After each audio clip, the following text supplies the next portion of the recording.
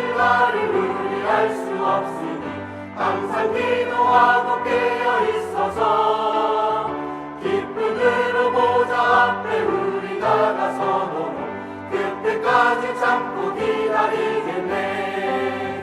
나팔 불 때 나의 일에 나팔 불 때 나의 일에 나팔 불 때 나의 일을 부를 때에 잔치 참여하겠네.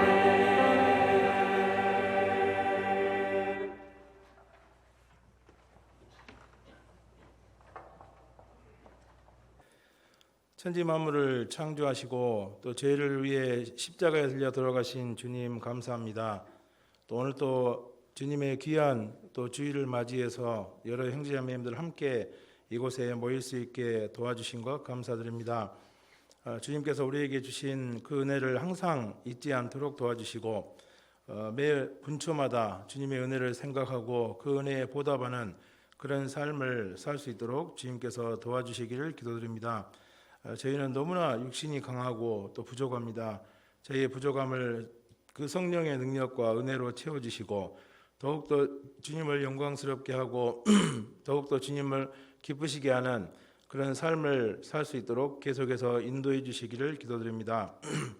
또 저에게 맡겨진 이 복음 전파의 사명을 잘 감당할 수 있도록 정말 안으로 뜨겁게 서로 사랑하며 또 밖으로 힘있게 복음을 전할 수 있도록 도와주십시오. 우리의 모든 말과 생활이 이방인들에게 빛이 될 수 있도록 도와주시고 그 빛을 통해서 또 그리스도를 영접할 수 있는 그런 귀한 또 저희 신앙생활이 될 수 있도록 도와주시기를 기도드립니다.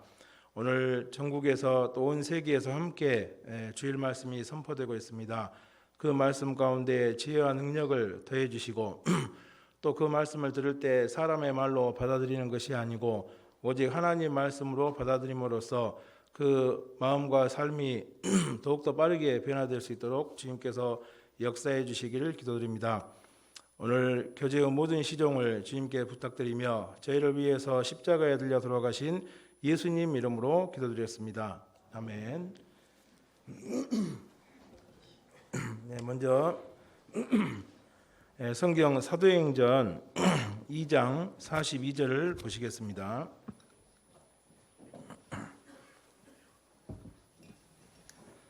사도행전 2장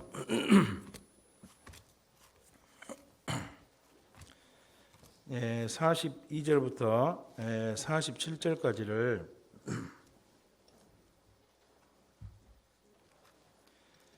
읽어드리겠습니다. 사도행전 2장 42절부터 47절까지입니다.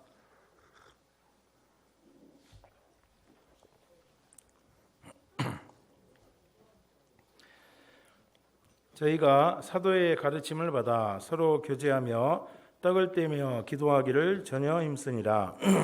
사람마다 두려워하는데 사도들로 인하여 기사와 표적이 많이 나타나니 믿는 사람이 다 함께 있어 모든 물건을 서로 통용하고 또 재산과 소유를 팔아 각 사람의 필요를 따라 나눠주고 날마다 마음을 같이하여 성전에 모이기를 힘쓰고 집에서 떡을 떼며 기쁨과 순전한 마음으로 음식을 먹고 하나님을 찬미하며 또 온 백성에게 칭송을 받으니 주께서 구원받는 사람을 날마다 더하게 하시니라.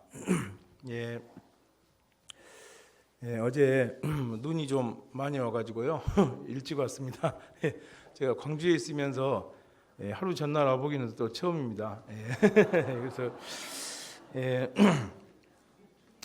어제 이제 그 밖에서 그 모임을 하고 있는데 누구한테 전화가 왔습니다. 전화 와가지고 이러다가 내일 아침에 못 가게도 생겼는데 저 전날 가야 되는 거 아닌가 하고 막 전화가 왔더라고요. 그래서 이제 그 음식점에서 이제 형제님들하고 교제하고 있다가 나와 보니까 눈이 엄청 쌓였더라고요. 그래서 아마 강주교회는 아침에 지금 제설 작업한다고 전부 모여서 아마 그래 난리가 났을 겁니다 지금.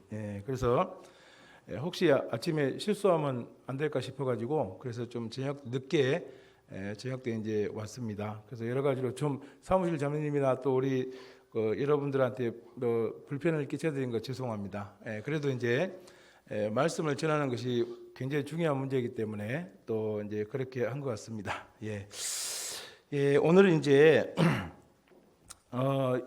이 초대교회가 정말 부흥을 하게 된 그런 이유가 무엇인지를 한번 쭉 생각을 해보겠습니다. 그래서 우리가 이제 그 초대교회에 이루었던 그 업적은 그 초대교회로 끝나는 것이지 우리 때에도 그런 어떤 그런 엄청난 일들이 일어날 수가 있겠냐 이렇게 생각하지만은 그러나 초대교회에 있던 성령님하고 지금 현재 우리하고 함께 계신 성령님하고 똑같습니다. 그죠? 그때 있던 성령님은 능력이 더 탁월하고 지금 우리하고 함께 계신 성령님은 그때보다 능력이 좀 덜하고 이제 그런 것이 아닙니다. 똑같습니다. 그죠?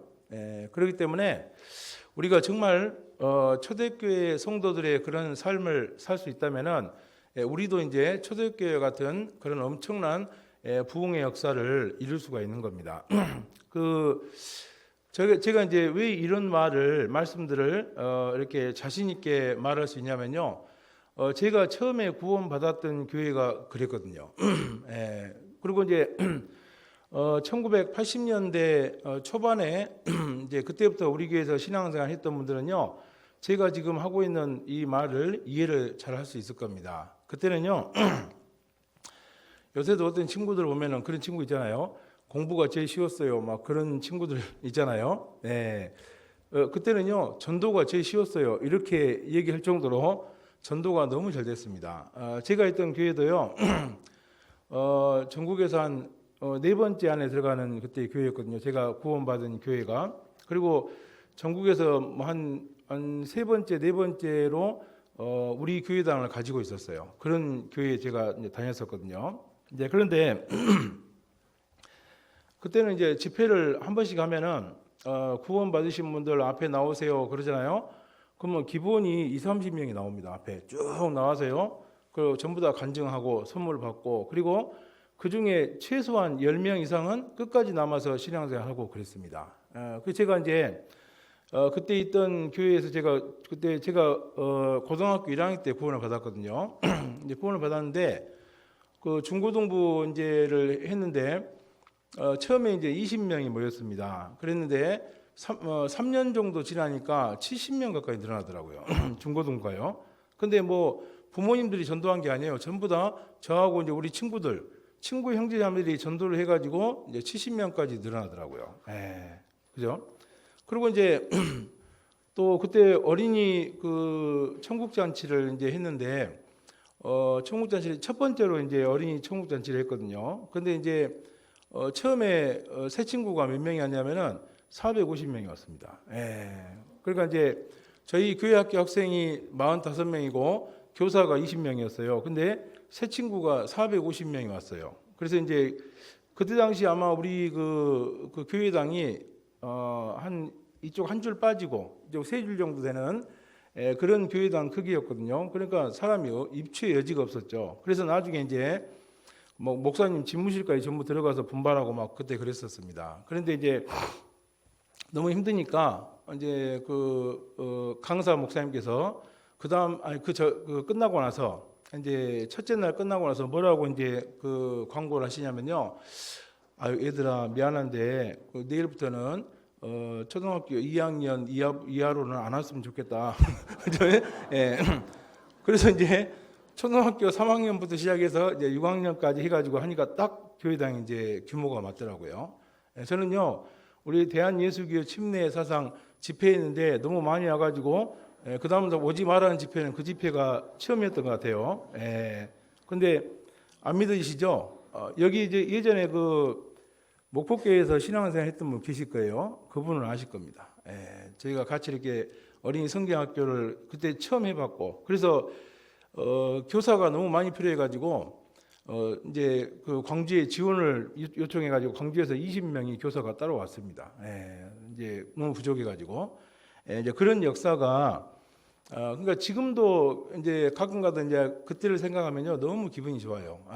근데 왜 지금은 잘 안 될까? 그죠? 이제 그런 생각이 좀 많이 드는데, 근데 아무튼 그때 이제 저는 교회가 무엇인지를 참 많이 배웠고, 그 다음에 교회가 어떤 부흥의 역사가 일어나기 위해서 어떻게 해야 된다는 것을 실제로 어떤 성경 말씀이나 이론을 통해서 배운 것이 아니고 형제 자매들이 살아가는 그 모습을 통해서 이제 그것을 확실하게 배웠기 때문에 지금도 이제 그렇게 살려고 이제 애를 씁니다. 그래서 오늘 근데 그때 우리 형제자매들의 모습이 마치 초대교회의 모습과 같은 그런 모습이었어요. 그래서 오늘 이 사도행전 2장 42절부터 47절의 말씀을 통해서요.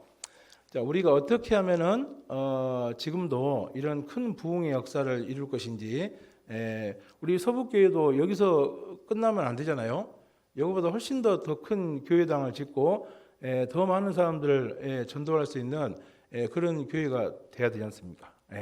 그래서 그런 것들을 이 말씀을 통해서 한번 생각을 해보겠습니다. 이 성경 말씀에 이 하나님의 교회는 점진적으로 계속해서 부흥을 해야 된다고 이제 말씀을 하고 있습니다. 그래서 마가복음 4장 20절에 좋은 땅에 뿌렸다는 것은 곧 말씀을 듣고 30배, 60배, 100배 결실하느니라. 그죠? 그래서 이것이 이제 생명의 법칙이죠. 어떤 것에 생명이 딱 심겨지면은 그것이 30배, 60배, 100배 성장하고 그 다음에 열매를 맺는 것은 이건 당연한 이치죠. 근데 이 세상에서 씨앗 중에 우리 복음의 씨앗만큼 능력이 강력한 그런 씨앗이 있어요, 없어요? 없습니다. 그죠? 근데 그 씨앗이 뿌려졌는데 30배, 60배, 100배의 어떤 그 결실을 맺지 못한다는 것은 뭔가 이제 어려움이 있다든지 뭔가 문제가 있을 수가 이제 있다는 겁니다. 그래서 오늘 한번 잘 생각해보고 한번 이 말씀을 통해서 한번 교훈을 받겠습니다. 그래서 오늘 이 사도행전의 기록을 통해서 이 초대교회가 어떻게 해서 부흥을 이루었는지 한번 생각해 보겠습니다. 먼저 이 사도행전의 시작은요, 성령을 받는 것으로 시작합니다. 그래서 오순절날 이렇게 성령을 받는 것으로서 이제 사도행전이 시작을 하거든요. 그래서 첫 번째로 이 초대교회의 부흥의 이유는 그 성령의 능력입니다. 그죠? 그래서 이 성령의 역사로 말미암아서 초대교회가 엄청난 그 부흥의 역사가 이제 일어난 겁니다. 다시 말하면요, 어떤 곳에 부흥이 일어나고 역사가 일어나는 것은요, 사람의 힘이나 조직의 힘이 아니고 철저하게 하나님의 능력입니다. 그죠? 하나님의 능력이 함께하지 않으면은 어떤 교회도 부흥이 일어나거나 엄청나게 많은 열매가 이제 맺을 수가 없는 거죠. 그죠? 그래서 이제 이 사도행전에도 쭉 읽어보면요, 계속해서 성령의 후원과 성령의 능력과 성령의 도우심으로 말미암아, 그죠? 사람의 어떤 능력으로 아니하고 성령의 나타남과 성령의 도우심으로 말미암아, 이제 이런 말씀들이요 계속해서 나옵니다. 그죠? 우리 사도행전 1장 8절 보겠습니다.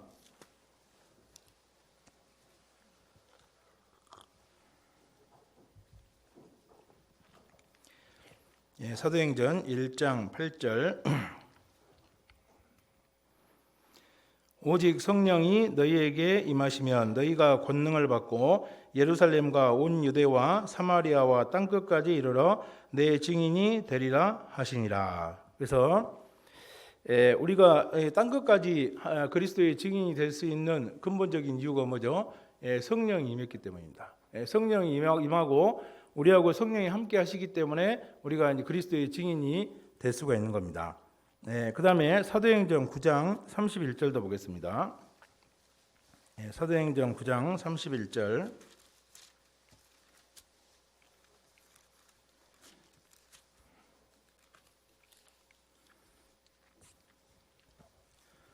네, 31절. 그리하여 온 유대와 갈릴리와 사마리아 교회가 평안하여 든든히 서가고 주를 경외함과 성령의 위로로 진행하여 수가 더 많아지니라. 그래서 이 초대교회가 이 수가 더 많아진 이유가 뭐냐면은 성령의 위로거든요. 그래서 그 위로에 1번 써져 가지고 제일 밑에 난해지에 보면은 후원입니다. 그러니까 성령의 후원으로 말미암아서 이제 수적인 증거가 계속해서 일어나는 겁니다. 그러면 이제 우리가 한 가지 생각해봐야 될 것은 어떤 모임이라든지 교회가 수적인 증거가 빨리빨리 일어나지 않습니다. 그러면 이제 뭐가 문제죠? 그만큼 성령의 후원이 이제 별로 없다는 얘기죠. 그죠? 그렇다면 왜 성령의 후원이 별로 없을까요? 뭔가 그 모임에 성령의 역사가 나타나기가 어려운 어떤 상황이라든지 어떤 문제들이 있을 겁니다. 그렇기 때문에 성령의 후원이 없고 성령의 후원이 없기 때문에 이 부흥의 역사가 빨리빨리 일어나지 이제 않는다고 말씀을 드릴 수가 있겠습니다. 그래서 이 초대교회 때 정말 이 베드로가 겁쟁이였잖아요. 이 겁쟁이 베드로가 한 번 설교했을 때 3,000명이 구원받고 계속해서 막 들불처럼 이렇게 복음이 번져갔잖아요. 그렇게 된 것도 이 성령의 역사입니다. 그죠? 그리고 바울 사도께서도 많은 교회를 개척하고 성경을 14권이나 기록하고 그랬던 모든 역사도 거의 대부분 성령의 역사입니다. 고린도전서 2장 4절 보겠습니다. 고린도전서 2장 4절 5절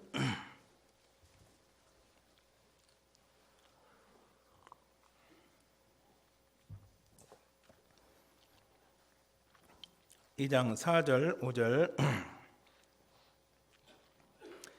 내 말과 내 전도함이 지혜의 권하는 말로 하지 아니하고 다만 성령의 나타남과 능력으로 하여 너희 믿음이 사람의 지혜에 있지 아니하고 다만 하나님의 능력에 있게 하려 하였노라. 그죠? 그래서 바울 사도를 통해서 힘있게 복음이 전해진 것도 어떤 바울 사도의 어떤 개인적인 어떤 지혜와 어떤 말을 잘하는 것 때문에 그런 것이 아니고 철저하게 이 성령의 나타남과 능력으로 말미암아서 그런 엄청난 역사가 이제 있었다는 겁니다.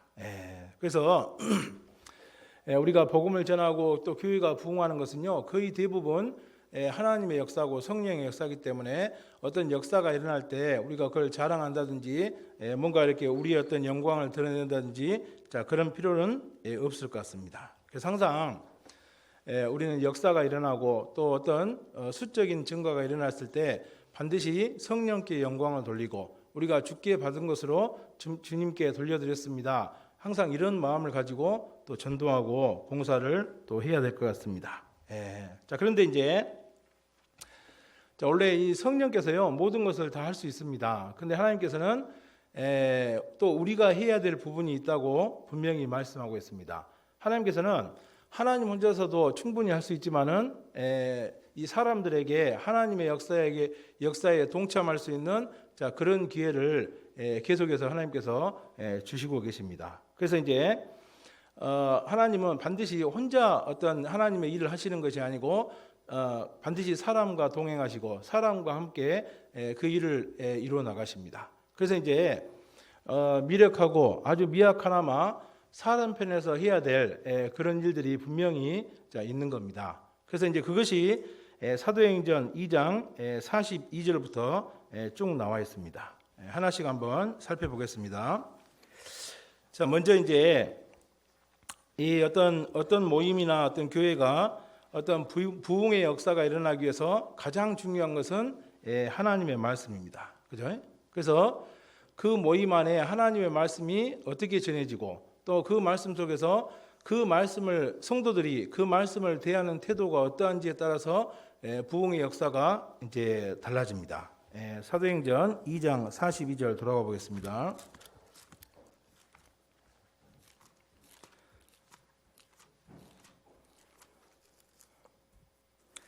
사도행전 2장 42절 42절로만 제가 다시 한번 읽어드리겠습니다. 저희가 사도의 가르침을 받아 서로 교제하며 떡을 떼며 기도하기를 전혀 힘쓰니라. 그래서 먼저 이제 이 초대교회는요, 초대교회 부흥은 사도들의 가르침을 받는 것으로부터 이제 시작을 합니다. 그래서 어떤 모임의 부흥이 일어나기 위해서 가장 중요한 키가 뭐냐면요, 사역자들의 말씀이에요. 그죠? 이게 사역자의 말씀이 어떠하냐에 따라서 그 모임과 그 다음에 어떤 그 교회의 역사가 달라집니다. 그러니까 1차적인 책임은 그 이호 목사님께서도 날마다 말씀하시지만은 우리 사역자들, 전도자들의 책임입니다. 그래서 이제 전도가 안 되거나 그러면은 전도연 수련회 때 굉장히 괴롭습니다. 굉장히 막 혼도 많이 나고 뭐 그죠? 아무튼 옷을 벗었다 입었다 여러 번 합니다. 아무튼 그래서 그래서 이제 이 사역자들의 말씀이 얼마만큼 능력이 있고 그 다음에 사역자들의 말씀이 얼마나 살아있느냐에 따라서 그 부흥의 역사가 결정이 됩니다. 그래서 이 신구약 성경에 어떤 곳에서 신앙 개혁이 일어나고 또 신앙 부흥 운동이 일어나는 것은 대부분 다 사역자들의 말씀에서부터 시작이 되죠. 그래서 이제 그 이스라엘 사람들이 바벨론 포로로 잡혀갔다가 다시 이제 예루살렘으로 돌아왔을 때 그 예루살렘에 돌아온 그 이스라엘 사람들의 어떤 신앙 개혁 운동을 일으키기 위해서 한 것이 두 가지가 있죠. 첫 번째는 먼저 성전 예배를 시작했습니다. 그죠? 성전을 수리하고 또 성벽이 무너져 있으니까 성벽을 개수하고 거기에 들어가서 하나님께 예배하는 것으로서 신앙 개혁 운동이 시작되는 겁니다. 그래서 우리도 신앙이 무너지면 제일 먼저 해야 될 일이 뭐죠? 신앙이 무너지면 제일 먼저 교회 안에 깊이 들어가는 것부터 해야 됩니다. 그죠? 그래서 교회 안에 깊이 들어가서 형제 자매들하고 함께 옛날 신앙의 선진들이 성전 예배를 시작했든지 성전 예배를 시작했듯이 우리도 교회 안에 들어와서 적극적으로 교회하고 연합하고 동거하는 그런 생활부터 시작을 해야 됩니다. 그 다음에 이제 두 번째가 중요한 것이 이 말씀의 선포입니다. 그죠? 그래서 신앙을 개혁하기 위해서는 첫 번째 성전 예배를 시작하는 것이 중요하고 그 다음에 살아있고 능력 있는 말씀을 선포할 때 거기 있는 사람들의 신앙이 개혁이 되고 부흥의 역사가 이제 일어나는 겁니다. 그래서 이제 이 에스라 성경에도 보면은 에스라가 바벨론 포로에서 돌아와 가지고 자 이스라엘 사람들에게 처음 하기로 결심한 것이 뭐죠? 율법을 연구하고 준행하고 그 율법과 규례를 이스라엘 사람들에 가르칠 것을 작정했다고 되어 있죠.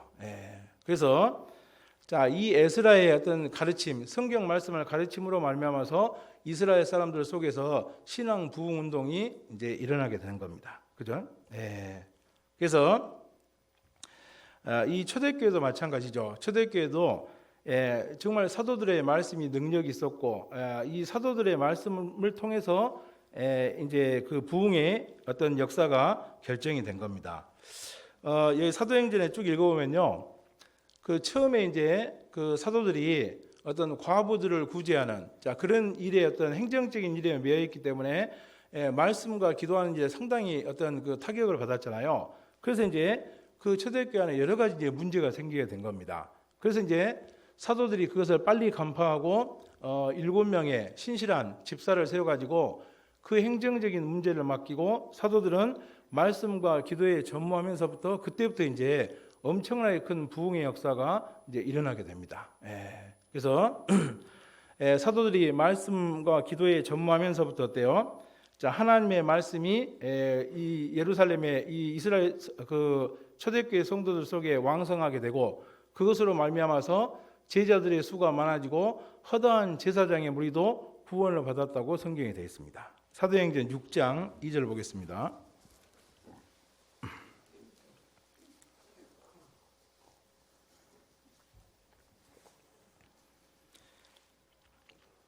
사도행전 6장 2절부터 7절까지입니다. 12사도가 모든 제자를 불러 이르되 우리가 하나님의 말씀을 제쳐놓고 공개를 일삼는 것이 마땅치 아니하니 형제들아 너희 가운데서 성령과 지혜가 충만하여 칭찬 듣는 사람 7을 택하라. 우리가 이 일을 저희에게 맡기고 우리는 기도하는 것과 말씀 전하는 것을 전무하리라 하니 온 무리가 이 말을 기뻐하여 믿음과 성령이 충만한 사람 스데반과 빌립과 브로고로와 니가노르와 디몬과 바메나와 유대교에 입교한 안디옥 사람 니골라를 택하여 사도들 앞에 세우니 사도들이 기도하고 그들에게 안수하니라. 하나님의 말씀이 점점 왕성하여 예루살렘에 있는 제자의 수가 더 심히 많아지고 허다한 제사장의 무리도 이 도에 복종하니라.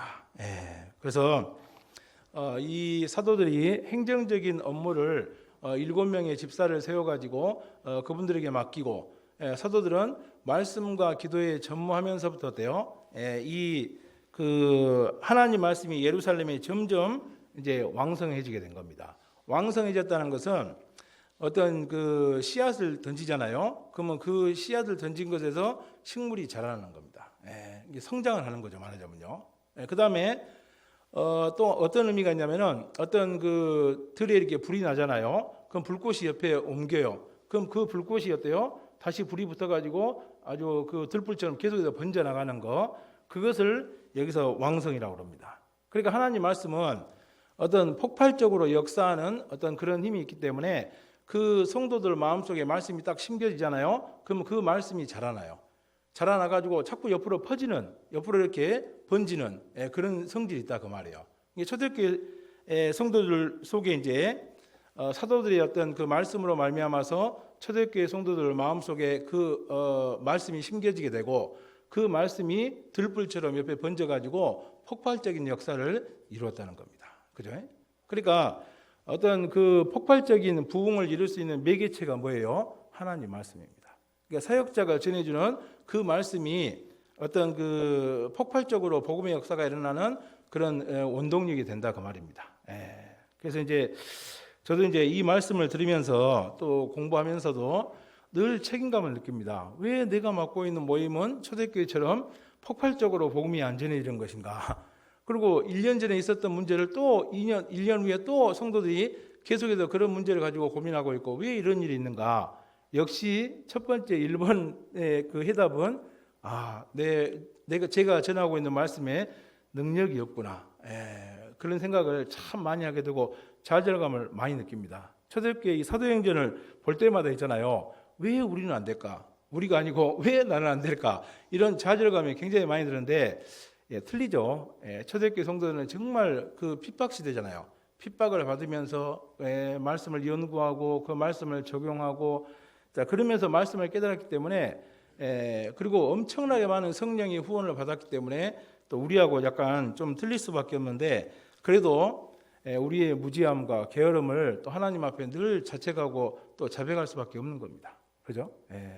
그래서 이 바울 사도도 이 두란노 소원에서요, 그 2해 동안, 그러니까 한 2년 동안요, 하루에 5시간 정도를 매일매일 말씀을 전했다고 합니다. 그래서 나중에 이 말씀 듣다가 누가 죽잖아요. 그 유두고가 그 누에서 떨어져가지고 죽잖아요. 그래서 이 바울 사도는요, 아주 사람을 죽일 정도로 설교를 하신 분이에요. 그죠? 얼마나 길게 설교했으면은 3층에 있다가 꾸벅고 졸다가 떨어질 정도로 있잖아요. 우리 시대는 지금 그렇게까지 설교를 하지 않잖아요. 우리는 뭐 1시간만 해도 떨어져 죽을 사람이 많을 건데 아마 그죠? 그래서 자 그런 어떤 근데 이 바울 사도께서 하루에 5시간 동안 2년 동안을 매일매일 전승입니다. 그런데 2년 동안 매일매일 하려면은 성경 공부하는데 엄청난 그 정력을 쏟았겠어요, 안 쏟았겠어요? 엄청난 정력과 그런 노고를 분명히 쏟았을 겁니다. 그죠? 아마 밤을 새서 있잖아요. 말씀을 준비하고 기도하고 그런 생활이 그 2년 동안 그런 생활의 연속이었을 겁니다. 참 부끄럽습니다. 저는 밤새서 막 치킨 먹고 뭐 이런 것을 많이 하는 목회를 하고 있는데 바울 사도께서는 밤새서 말씀을 연구하고 또 말씀을 전하고 또 참 이렇게 한 게 참 그런 생각이 좀 많이 들더라고요. 그래서 이제 이 바울 사도께서도 디모데에게 뭘 강조했죠? 너가 목회하면서 가장 중요한 것은 다른 사람을 권하고 가르치고 읽는 것과 권하는 것에 창념하라고 말씀하고 계십니다. 그것으로 말미암아서 너와 내게 듣는 사람들을 구원한다고 분명히 말씀하고 있는 겁니다. 그죠? 그래서 교회에서 사역자들이 해야 될 가장 중요한 일이 뭐죠? 치킨 먹고 돌아다니는 게 아니고 이 말씀을 연구하는 겁니다. 성경 디모데전서 4장 13절입니다.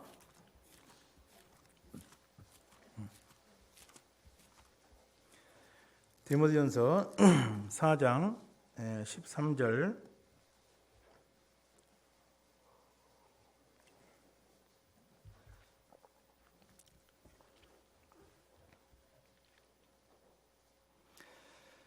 내가 이를 때까지 읽는 것과 권하는 것과 가르치는 것에 창념하라. 내 속에 있는 은사 곧 장로회에서 안수받을 때에 예언으로 말미암아 받은 것을 조심 없이 말며 이 모든 일에 전심전력하여 너의 진보를 모든 사람에게 나타나게 하라. 내가 내 자신과 가르침을 삼가 이 일을 계속하라. 이것을 행함으로 내 자신과 내게 듣는 자를 구원하리라. 그래서 우리 사역자들이 해야 될 가장 큰 일이 정말 이 읽는 것과 권하는 것, 가르치는 일. 자, 이 일이 아마 제일 중요한 일인 것 같습니다. 그래서 그 역사 가운데 계속해서 보면요, 항상 그 어떤 그 교회가 부흥이 일어나고 어떤 시대가 부흥의 역사가 일어날 때는요, 어떤 일이 있냐면은 아주 걸출한, 그죠? 아주 걸출한 설교자가 나올 때 그 당대가 굉장히 큰 부흥의 역사가 일어납니다. 대표적으로 그 18세기에 미국에 그 대각성 운동을 일으켰던 조나단 에드워드라는 목사 아시죠? 유명한 분이죠. 그 교회학교 선생님들은 대부분 다 아실 거예요. 굉장히 대단한 분입니다. 근데 미국이 그때 당시에 완전히 영적 암흑기였어요. 거의 하나님을 다 떠나다시피 한 그런 시대가 됐거든요. 그런 시대에 이 조나단 에드워드 목사가 나타나 가지고 영적인 대각성 운동을 일으키고 이 세상으로 완전히 돌아섰던 그 미국 사람들의 그 마음을요, 하나님께로 완전히 되돌려놨습니다. 그죠? 그래서 이분이 그 영적 대각성 운동을 일으켰던 것들이 계속해서 나중에 미국 전체 사회에 다 영향을 끼쳤거든요.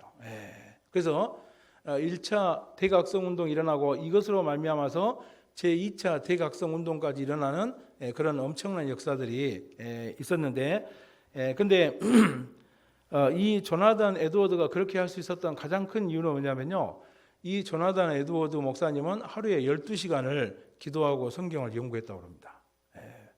좀 이해가 안 가더라고요. 언제 신방 가고 언제 치킨 먹고 그랬을까, 그런 생각이 많이 들더라고요. 그래서 근데 아무튼 그 각고의 시간을요 매일매일 가짐으로써 어때요? 자, 이분이 노트햄프턴이라는 교회에 처음에 이제 부임을 했는데 부임해가지고 그 한 겨울이 지나가기 전에 거의 300명이 구원을 받았답니다. 그러니까 거의 반년 동안요 300명이 넘은 사람들이 구원을 받은 거예요. 그리고 이제 이 사람이 이제 그 교회에서 이제 있는 동안에 그 동네가 한 200가구가 됐답니다. 근데 그 200가구의 사람들이 거의 다 회심할 정도로 부흥의 역사가 일어났답니다. 제가 전기를 그저께 한번 쭉 이제 한번 훑어봤는데 봤더니 그 200가구의 성도들 속에서 유의미하게, 그러니까 굉장히 의미 있는 변화들이 많이 일어났다는 거예요. 다시 말하면은 성령의 역사가 있었다는 겁니다. 대단하죠. 우리는 지금 여기서 몇 년째죠? 몇 년째인데도 그렇게까지 부흥의 역사가 일어나지 않는데, 그 조나단 에드워드 목사님은 자기가 있는 교회에서 반년 동안에 약 300명 가까이 구원받고, 그리고 이제 자기가 있는 재임 기간 동안에 그 동네에 있는 사람들 전체가 다 구원을 받았다는 거예요. 200가구면은 한 가정에 4명만 쳐도 얼마예요? 거의 800명, 1000명 가까이가 회심하고 돌아왔다는 겁니다. 그러니까 이제 미국을 뒤집어 놓은 거겠죠. 근데 그랬던 가장 큰 이유가 뭐냐? 이 조나단 에드워드 목사였대요. 성경 연구예요. 하루에 12시간 동안 성경을 연구했으니까 얼마나 풍성한 성경 주석을 했겠잖아요. 이번은요, 막 사자후가 있는 것도 아니고 앞에서 막 이렇게 막 소리 지르고 막 어떤 뜨겁게 이렇게 뭘 가르치고 막 뭐 그런 것도 아닙니다. 그냥요, 이런 종이에다가 와서 읽는데요. 그랬습니다, 저랬습니다 있잖아요. 이렇게 읽는데 사람들이 막 벌벌 떨어요. 그죠? 이게 성령의 후원이죠. 그죠? 그래서 그 하나님의 진노에 붙잡힌 죄인이라는 그 설교는요, 그 설교를 듣고 엄청나게 많은 사람들이 공포와 두려움을 느꼈다고 합니다. 그죠? 그래서 거의 12시간 동안 성경을 연구하고 하나님께 매달렸던 그런 시간으로 말미암아서 어때요? 그런 폭발적인 어떤 성령의 능력으로 말씀을 전했기 때문에 사람들의 마음을 변화시키고 그 사람들의 어떤 삶이 변화되는 그런 엄청난 역사가 있었습니다. 그래서 이제 이 교회의 부흥은요, 1차적으로 어때요? 전도자가 말씀을 부지런히 연구하고 공부하고 또 그것을 전하는, 자, 그 일에 창념할 때 어때요? 1차적으로 부흥의 역사가 일어납니다. 그렇죠? 그래서 이 말씀을 가르치는 것을 게을리하거나 말씀을 이렇게 전하는 것이 이렇게 뭐랄까 활발하지 못한 교회는 절대로 부흥이 일어날 수가 없어요. 왜냐하면 부흥이 일어나는 키가 뭐죠? 하나님 말씀입니다. 말씀이 왕성해져야 돼요. 말씀이 들불처럼 번져야 되고 말씀이 계속해서 성장을 해 나가야 됩니다. 그렇죠? 자, 그리고 이제 우리 전도인들뿐만 아니고 이 말씀을 배우는 성도들도 어때요? 정말 말씀을 배우는 것을 귀하게 생각하고 좋아해야 됩니다. 그죠? 그래서 이 어떤 모임에서는요, 제일 먼저 해야 될 것이 말씀입니다. 그죠? 근데 어떤 분들은 보면은 어떤 모임에서요, 말씀을 배우는 것을 자꾸 귀찮아하는 분들이 있더라고요. 그 예전에는 많이 안 그랬는데 최근 들어서는요, 그 전도인들이 말씀을 전하려고 들어가서 하고 말씀이 한 5분, 10분 넘어가잖아요. 그럼 딴 데 쳐다봐요. 딴 데 보고 막 이렇게 막 이렇게 하고 있잖아요. 막 그러고 있잖아요. 이상해요. 뭔가 생각이 잘못된 겁니다. 그죠? 교회가 부흥하고 그 안에 있는 형제자매들 신앙이 성장하고 세워지는 것이 그 키가 무엇인지를 모르기 때문에 어때요? 자꾸 말씀 듣는 시간들을 귀찮아하고 말씀 듣는 시간들을 줄이려고 막 자꾸 그러는 거예요. 그죠? 축구는요, 한 3시간, 4시간 동안 해도 전혀 누가 뭐라 하는 사람이 없어요. 조금만 더 하지. 근데 말씀은 어때요? 한 5분만 지나면 이제 난리가 나죠. 얼굴이 막 빨개지고 막 그러잖아요. 뭐죠? 그 축구하는 시간보다 말씀 전하는 시간이 훨씬 더 그 사람 마음속에 어때요? 가치가 없는 겁니다. 그러니까 그런 겁니다. 그죠? 그래서 이 모임의 항상 중심은 뭐예요? 모임의 중심은 찬송과 말씀이에요. 말씀. 성경 고린도전서 14장입니다.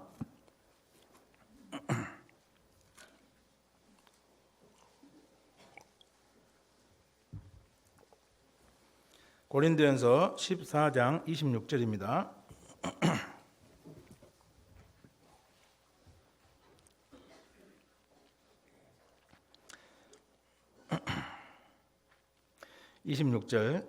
그런즉 형제들아 어찌할꼬 너희가 모일 때 각각 찬송시도 있으며 가르치는 말씀도 있으며 계시도 있으며 방언도 있으며 통역함도 있나니 모든 것을 덕을 세우기 위하여 하라. 그래서 모임이 있을 때 제일 먼저 해야 되는 것이 뭐죠? 찬송시입니다. 그래서 찬송을 부르는 거예요. 그 다음 두 번째가 뭐죠? 가르치는 말씀도 있으며 말씀이 있는 거예요. 그죠? 그 다음에 계시도 있고 깨달은 것을 서로 나누는 것도 있고, 자, 이것이 뭐예요? 이렇게 하는 교제가 덕을 세우는 교제입니다. 근데 이 중에 가장 중요한 말씀이 빠져버려요. 말씀이 빠지면은 이게 덕을 세우는 교제가 돼요, 안 돼요? 안 되는 겁니다. 분명히 성경에 말씀을 모임 가운데서 찬송 부르고 말씀을 하라고 돼 있어요, 안 하라고 돼 있어요? 하라고 돼 있잖아요. 근데 왜 사람들의 생각으로 사람들이 하기 싫기 때문에 이걸 안 하려고 그러죠? 육신입니다, 육신. 그죠? 그래서 어떤 모임에서 계속해서 있잖아요. 말씀 듣는 것을 귀찮아하고 말씀을 대하는 태도가 잘못되잖아요. 그러면 그 모임은 그 안에서 구원받은 역사가 일어나기가 어지간해서는 굉장히 어렵습니다. 그죠? 왜 하나님 말씀에 순종을 안 하는데 거기서 역사가 일어나겠어요? 안 일어나겠어요? 안 일어납니다. 그죠? 그래서 다른 것에 어떤 방해를 받더라도 이 사역자가 그 안에 들어서 말씀 듣는 것에는요 절대로 방해를 주면 안 됩니다. 그죠? 그 방해를 사역자가 말씀을 전하는 시간을 방해를 자꾸 주는 것은 뭐예요? 성령의 역사를 가르치는 겁니다. 그죠? 성령께서는 뭘 가지고 역사하시죠? 하나님 말씀을 통해서 역사하시는데 그 안에서 말씀이 별로 없어요. 그러면 성령께서 역사하기가 쉽겠어요, 어렵겠어요? 어렵습니다. 그래서 오히려 어떻게 해야 되죠? 사역자가 말씀을 안 전하려고 해요. 그럼 어떻게 해야 돼요? 목사님 말씀을 좀 전해야 될 거 아닙니까? 또 이렇게 해야 되는 겁니다. 그죠? 사역자가 또 너무 간단하게 말씀을 전해요. 목사님 조금 한 10분 더 해야 되는 거 아닙니까? 그렇게 나오는 것이 어때요? 말씀에 대한 중요성을 정확히 알고 있는 그런 성도들인 겁니다. 그죠? 그래서 이 교회 안에서 일어나는 모든 그 역사의 시작, 열매의 시작은 하나님 말씀으로부터 시작됩니다. 잠언 12장 12절에 보면은 악인은 불의의 일을 탐하나 의인은 그 뿌리로 말미암아 결실하느니라. 그래? 의인이 구원받은 그리스도인들이죠. 구원받은 그리스도인들은 뭘 통해서 결실하느냐? 예, 뿌리입니다. 뿌리. 그 뿌리로 말미암아 결실하느니라. 그럼 뿌리가 뭐죠? 구원받은 그리스도인들의 마음이에요. 구원받은 그리스도인들의 마음이 어디에 깊게 뿌리를 내리고 자리를 잡고 있느냐 없냐, 거기에 따라서 결실을 맺을 수도 있고 이 그 열매를 맺지 못할 수도 있다는 거예요, 말하자면. 그죠? 네. 그러면 이제 우리 구원받은 그리스도인들은 어디 속에가 깊게 이렇게 마음이 뿌리를 내리고 있어야 되죠? 하나님 말씀 속에 깊게 뿌리를 내리고 있어야 됩니다. 그럴 때 어때요? 그 뿌리로부터 엄청나게 많은 물과 양분을 뽑아 올리고 그것이 이제 나무가 쓰고 나오면은 이제 열매로 나가게 되는 겁니다. 그죠? 예. 그래서 1차적으로 열매를 맺지 못하는 가장 큰 이유 중에 하나가 뭐냐면은 마음의 뿌리가 말씀의 뿌리가 내려져 있는 것이 아니고 이 세상에 뿌리가 내려져 있어요. 이 세상에 뿌리가 내려져 있으니까 성령의 열매가 맺겠어요? 아니면 세상적인 육신의 열매를 맺겠어요? 그러니까 자꾸 육신의 열매를 맺는 겁니다. 그죠? 예. 시편 92편에 보면은 종려나무가 나오죠. 예, 그죠? 자, 종려나무가 이제 그런 나무입니다. 이 종려나무는 예수님을 설명하기도 하고 또 구원받은 그리스도인의 삶이 어떠해야 될 것인지를 쭉 얘기하고 있습니다. 시편 92편 보겠습니다.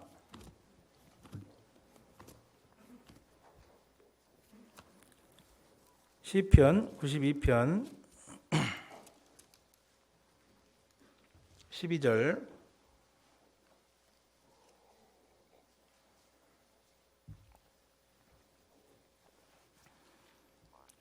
시편 92편 12절 15절까지 읽어드리겠습니다.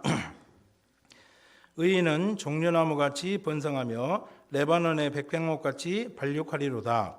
여호와의 집에 심겼으며 우리 하나님의 궁정에서 흥왕하리로다. 늙어도 결실하며 진액이 풍족하고 빛이 청청하여 여호와의 정직하심을 나타내리로다.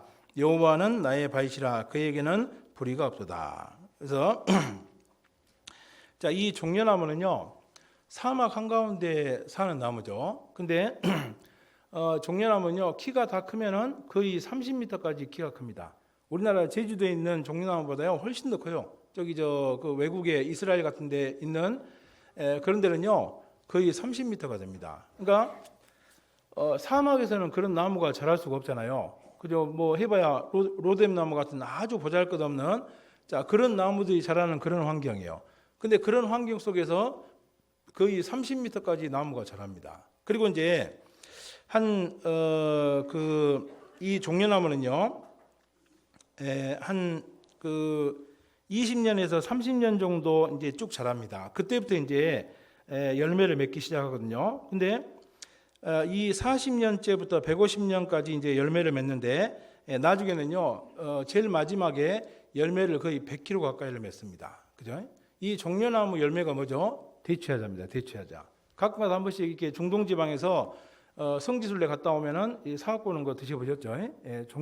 종려나무 열매가 대추야자입니다. 근데 처음에 이제 한 40년째 이렇게 이때는요 열매가 좀 빈약해요. 근데 한 150년 정도 이렇게 쭉 지나면은 거의 열매가 100kg 가까이 됩니다. 그죠? 이 종려나무는 이상해요. 다른 나무들은요 나이가 들면 들수록 빛이 퇴색해요, 아니면 더 청청해져요. 다른 나무는요 계속해서 빛이 퇴색이 됩니다. 누래져요. 그리고 다른 나무들은 나이가 먹을수록 열매를 많이 맺어요, 적게 맺어요. 나이가 먹을수록 열매가 점점 줄어들어요. 근데 이 종려나무는 이상해요. 갈수록 나무가 푸르러집니다. 나이가 들수록 나무가 푸르러지고 나이가 들수록 열매가 많아집니다. 이건 뭘 설명하죠? 우리 구원받은 그리스도인들의 삶이 그래야 될 것을 설명하는 겁니다. 어떤 분들은요 나는 고목나무야, 구원받은 지가 오래돼가지고 나는 열매가 안 맺으니까 저기 푸릇푸릇한 우리 새로 구원받은 저거 형제자매들, 그 형제자매를 통해서 열매 맺으면 되겠네. 나는 그냥 뒤에서 기도하고 도와줄게. 이거는 맞는 말이에요, 틀린 말이에요? 틀린 말입니다. 그래? 갈수록 열매를 많이 맺혀야 되고 갈수록 신앙이 윤택하고 활발해야 되는 거예요. 그죠? 근데 이제 이 종려나무 요 열매 대추야자는요, 제가 이제 터키에서 한 4년 가까이 선교하다가 이제 들어왔거든요. 그 지중해잖아요. 그 터키도 이제 그 대추야자가 많이 나오는데 그걸 한 3개 먹잖아요. 그럼 아주 속이 엄청나게 쓰릴 정도로 엄청나게 답니다. 예, 그거를 하루에 한 3개 정도 딱 먹잖아요. 그러면 스태미나가 전혀 부족하지가 않아요. 그래서 그 아랍에미리트 그 누구죠? 만수르가 정력제로 쓰는 게 요 대추여자입니다. 그죠? 근데 제가 그거를 한 몇 년간 하루에 3알, 4알씩 먹어봤거든요. 전혀 지치지 않습니다. 그러니까 얼마나 땅속으로부터 얼마나 많은 지력을 끌어올렸으면은 이제 그런 열매가 나오는 겁니다. 그래서 이제 그 무슬림들 있죠. 무슬림들이 라마단 라마단 금식 기간 있잖아요.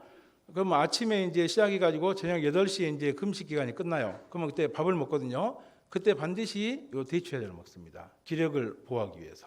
그죠? 근데 자, 사막 한가운데서 키가 30m까지 자라고 자, 이런 엄청나게 많은 열매를 거두게 된 가장 근본적인 이유가 뭐냐면은 이 종려나무는 뿌리가 한 200m 가까이 됩니다. 제가 어떤 책에 보니까 어떤 종려나무는 뿌리가 800m까지 내려가는 그런 종려나무도 있어요. 그러니까 뿌리를 어때요? 땅속 깊이 수원지에다가 뿌리를 깊게 내리고 거기로부터 물과 양분을 계속 끌어올리기 때문에 그 건건하고 혹독한 그 사막의 환경 가운데서도 어때요? 갈수록 잎이 푸르러지고 갈수록 열매를 많이 맺게 되는 겁니다. 그죠? 그래서 구원받은 그리스도인들은 신앙생활 내가 못하게 되는 이유가요. 어떤 옆에 있는 사람이라든지 환경이 아닌 거예요. 뭐가 문제죠? 내 마음의 뿌리가 말씀 속에 깊이 뿌리를 내리고 있지 못하기 때문에 어때요? 여러 가지 혹독한 환경이나 사람 속에서 어때요? 자꾸 이렇게 신앙이 흔들리고 넘어지는 겁니다. 그죠? 그래서 그런데 이 말씀의 어떤 마음의 뿌리를 말씀에 깊게 내리고 있는 사람은요, 어떤 사람을 만나고 어떤 환경을 겪어도 문제를 겪어요, 안 겪어요? 안 겪습니다. 오히려 그 가운데서 어때요? 더 신앙이 단단하게 세워지고 더 푸르르고 더 열매 맺는 그런 신앙생활을 할 수 있는 겁니다. 그렇죠? 그래서 이 구원받은 그리스도인들은요, 이 하나님 앞에 합당한 하나님의 기준에 합당한 그런 말씀 생활이 없이는요 절대로 열매를 못 맺습니다. 그래? 근데 상당히 많은 분들이 하나님 앞에 부족한 말씀 생활, 그죠? 이 합당치 못한 말씀 생활로 말미암아서 열매를 맺지 못하는 분들이 굉장히 많습니다. 그래? 우리 성경 열왕기하 2장 19절을 보겠습니다.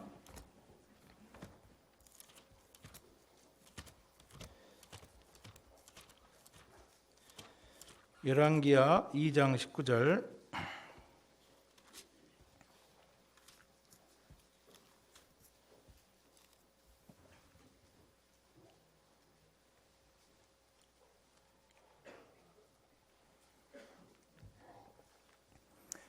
(19절부터) (22절까지) 읽어드리겠습니다.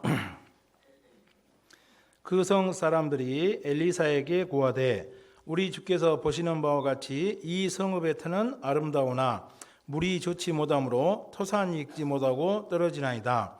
엘리사가 가로되 새 그릇에 소금을 담아 내게로 가져오라 하매 곧 가져온지라. 엘리사가 물 근원으로 나아가서 소금을 그 가운데 던지며 가로되 여호와의 말씀이 내가 이 물을 고쳤으니 이로조차 다시는 죽음이나 토산이 익지 못하고 떨어짐이 없을지니라 하셨느니라 하니 그 물이 엘리사의 말과 같이 고쳐져서 오늘날에 이르렀더라. 그래서 이 지역이 이제 그 앞에 보면은 여리고 지역입니다. 이 여리고 지역은 굉장히 토산이 터가 아름다운 곳이에요. 아름다운 곳인데 근데 이 토산이 익지를 못해요. 이제 열매가 쉽게 익지를 못하고 다 떨어진다고 돼 있죠. 여기 주석책에 보니까 심지어는 사람하고 짐승도 굉장히 자연 낙태, 자연 유산이 많이 됩니다. 그러니까 이 식물만 그런 것이 아니고 어때요? 이 사람하고 동물도 계속해서 유산이 자꾸 되는 거예요. 낙태가 되는 거예요. 그래서 이제 쭉 살펴봤더니 뭐가 문제죠? 물이 문제예요. 그래서 나중에 이제 그 엘리사가 소금을 던져가지고 그 물을 고치고 나니까 다시는 토산이 떨어지는 어떤 그런 일이 없다고 지금 돼 있잖아요. 그죠? 그래서 성경에서 물은 대부분 다 뭘 설명하죠? 물로 씻어 깨끗하게, 말씀으로 깨끗하게 하는 것 같이 그랬죠? 성경에서 물은 말씀을 설명할 때가 많습니다. 그래서 이 구원받은 그리스도인들의 말씀 생활이 하나님 앞에 온전하지 못하고 합당치 못하면요 계속해서 토산이 떨어지는 겁니다. 그죠? 그래서 내 가족들 전도할 때, 그다음에 내 주변의 지인들 전도할 때도 한번 봐보세요. 언제 이렇게 확실하게 결실하게 되냐면요, 말씀 생활이 온전해지고 하나님 앞에 합당한 그런 말씀 생활을 했을 때였대요. 그때 이제 열매가 이렇게 딱 확실하게 맺히고 그 사람이 단단하게 세워져요. 근데 이 하나님 앞에 말씀 생활이 합당치 못한 사람들은요, 구원을 받을 것 같아요. 구원을 받을 것 같은데 구원을 못 받아요. 그죠? 또 구원 받았다고 교제에 나오는데 세워지질 않습니다. 이유가 뭐죠? 그 전도하는 사람은 어때요? 먼저 그 열매를 맺는 나무가 좋지 않기 때문에 어때요? 열매가 안 맺히는 겁니다. 그죠? 네. 자, 그러면 이제 우리는 어떻게 해야지 말씀의 어떤 이 말씀을 통해서 어떤 말씀 생활을 통해서 결실할 수 있냐? 첫 번째는 이 말씀 생활을 규칙적으로 해야 됩니다. 그죠? 그래서 이 출애굽기 16장에 보면은 만나가 나오죠. 자, 이 만나는 어떻게 거둬야 돼요? 매일매일 해 뜨기 전에 이 5일 동안은 하루에 한 오매를 거두고, 그 다음에 6일째는 그 다음날 안식일을 위해서 2오매를 거두고, 한 오멜은 2.1리터죠. 그렇게 매일매일 어때요? 매일매일 해 뜨기 전에 아침에 나가가지고 규칙적으로 말씀을 거둘 때 그것이 그 사람 속에 양식이 되는 겁니다. 그죠? 그래서 하나님 말씀은 어떤 때는 말씀을 왕창 읽었다가 어떤 때는 말씀을 전혀 안 읽었다가, 자, 이렇게 하는 것은 그 사람 마음속에 양식이 되겠어요, 안 되겠어요? 양식이 안 되는 겁니다. 오히려 말씀을 왕창 읽었다가 어떨 때는 전혀 안 읽었다 이렇게 하면요, 신앙에 병이 듭니다. 육신도 보세요. 밥을 왕창 먹었다가 며칠 동안 밥 먹고 그 생활을 반복해 보세요. 그러면 육신에도 병이 오게 되어 있습니다. 그것처럼 하나님 말씀도 규칙적으로 말씀을 듣고 배우는 생활을 하지 않고 말씀을 왕창 들었다가 어떤 때는 안 들었다가 한참 멀리 했다가 이렇게 하잖아요. 반드시 신앙생활에 문제가 오게 되어 있습니다. 그죠? 그래서 적은 말씀이라도 어때요? 매일매일 꾸준하게 그렇게 말씀을 듣고 배우는 그런 습관을 길러야 됩니다. 그것이 결국 자기에게 양식이 되고 그걸 통해서 이제 열매가 맺어지게 되는 겁니다. 그다음에 이제 말씀 생활을 규칙적으로 해야 될 뿐만 아니고 풍성하게 해야 됩니다. 그죠?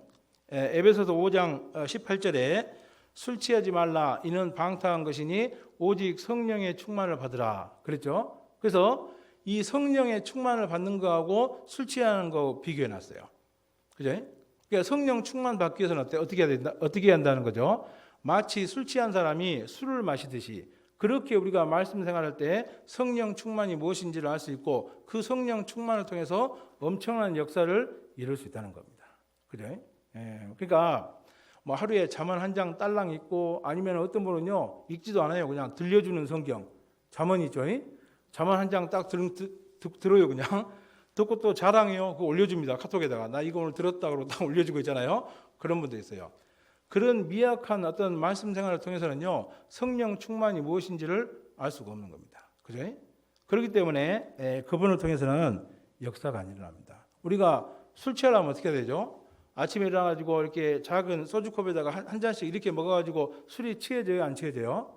안 취해집니다. 그죠? 야, 날마다 술집에 가야 돼요. 술 친구들 만나야 돼요. 하루 종일 술을 마시고, 그죠?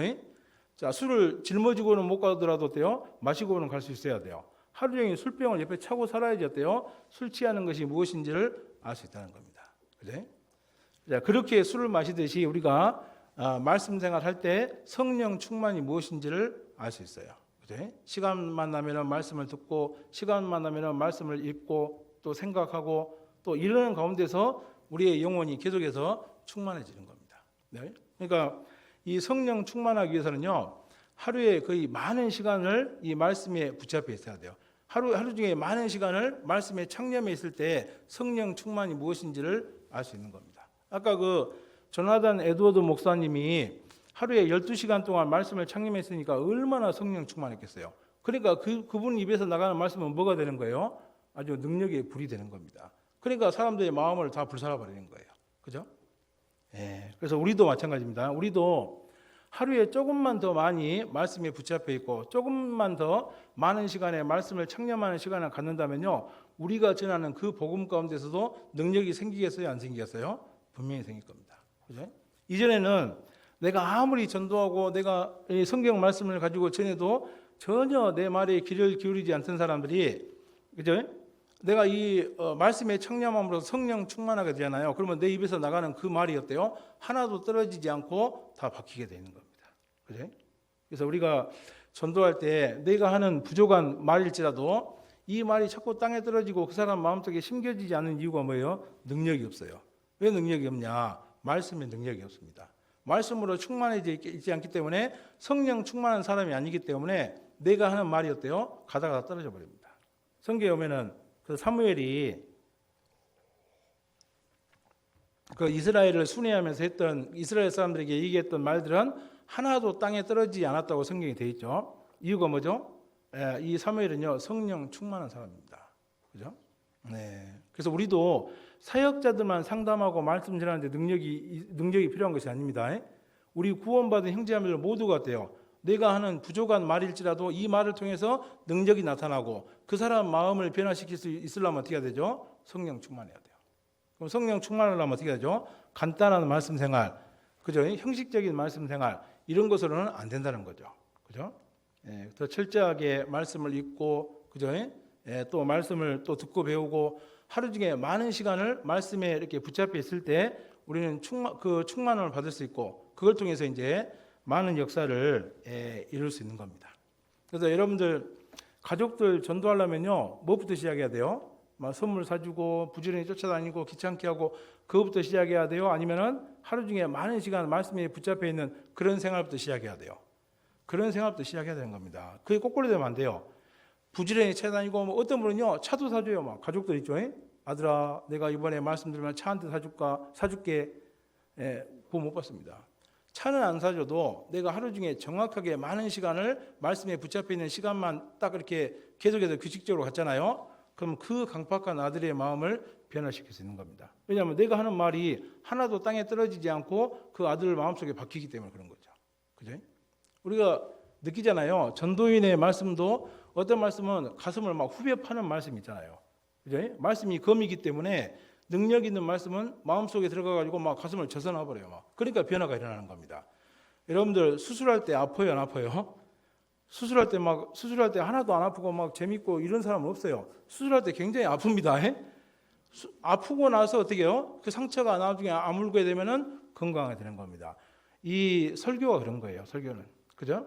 그래서 교훈과 책망과, 그죠? 교훈만 있는 게 아닙니다. 책망이 있어요. 그렇기 때문에 말씀이 아픈 거예요. 그 당연한 거예요. 말씀이 아파야지. 날마다 말씀이 여기 옆구리 간질간질 해주고 있잖아요. 기분 좋게 해주고 이런 것이 말씀이 아니라는 거예요. 그죠?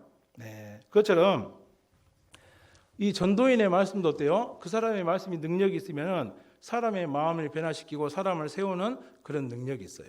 그것처럼 우리 형제자매들도 내가 풍성한 말씀 가운데 충만한 생활을 하게 되면은 내가 전하는 말이 어때요? 굉장히 능력이 커집니다. 그래서 그 사람을 통해서 전도가 잘 되는 거예요.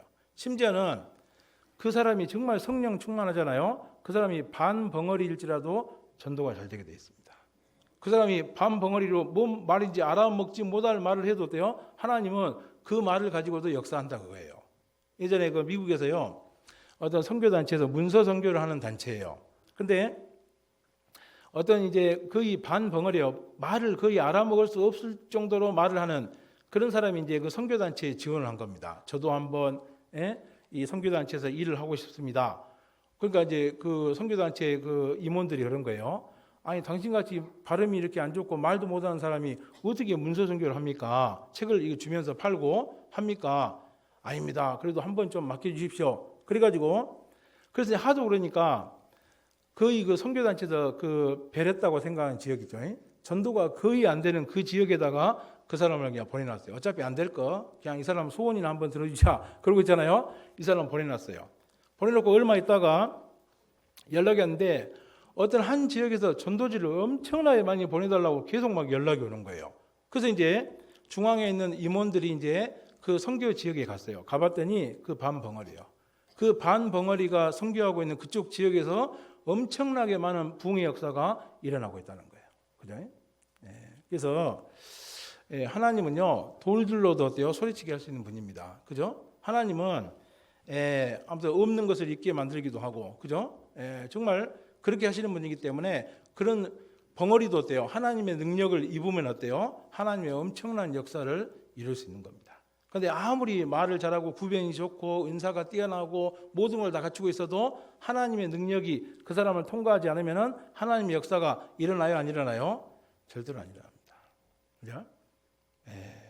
그래서 우리가 오늘날 너무 능력 없이 아무런 열매 없이 사는 이유 중 가장 큰 이유 중에 하나가 뭐예요? 너무나 부족한 말씀 생활이에요. 형식적인 말씀 생활. 우리는 보세요. 20년 동안 죽으라고 공부를 해도 밥 먹고 살기가 쉬워요, 어려워요?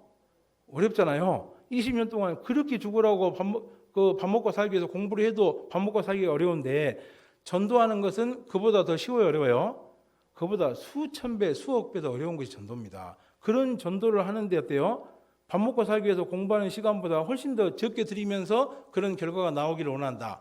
그래서 이제 맞지 않는 겁니다. 그죠?